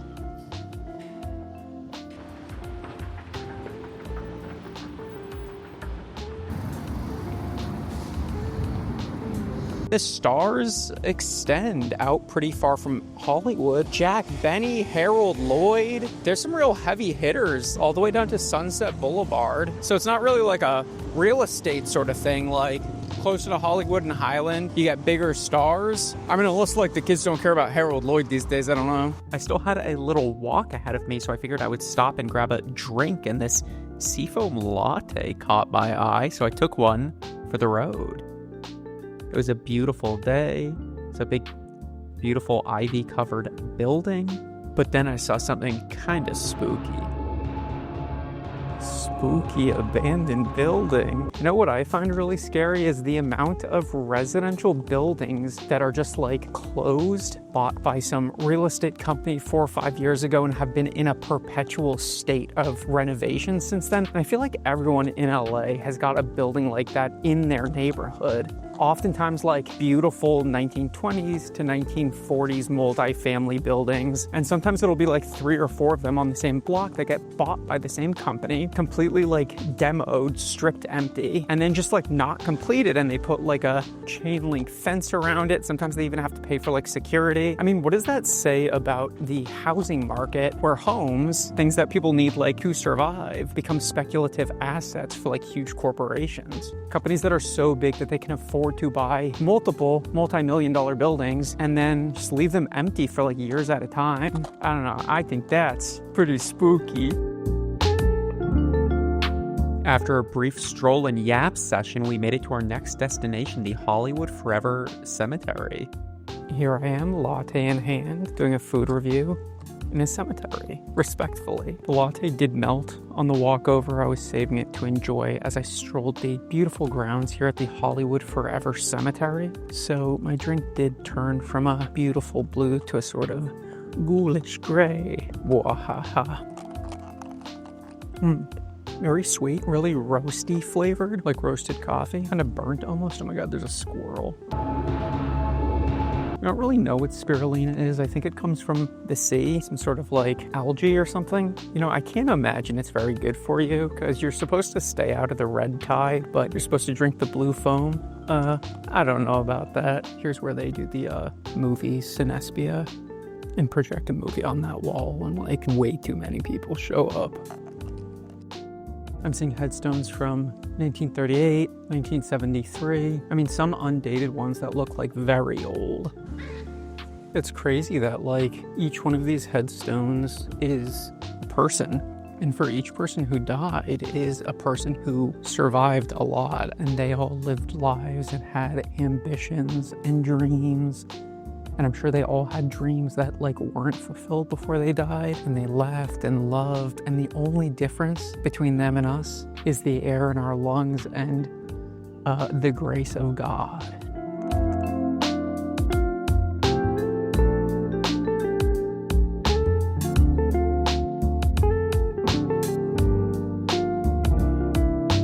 The passage of time doesn't wait, and there's an end for all of us. Cool. Anyway, this latte is fine. It gets a 4 out of 5. But the Hollywood Forever Cemetery was a really nice place to enjoy it. So peaceful, so beautiful, so thought-provoking. And it made me confront the creepiest thing of all, my mortality. So it gets a creep factor of a 5 out of 5. But it's like bittersweet. It's like a sweet creep. Because for there to be death also must be life. And that's pretty neat. The last leg of my journey was one long bus ride from Hollywood through the Silver Lake area into downtown.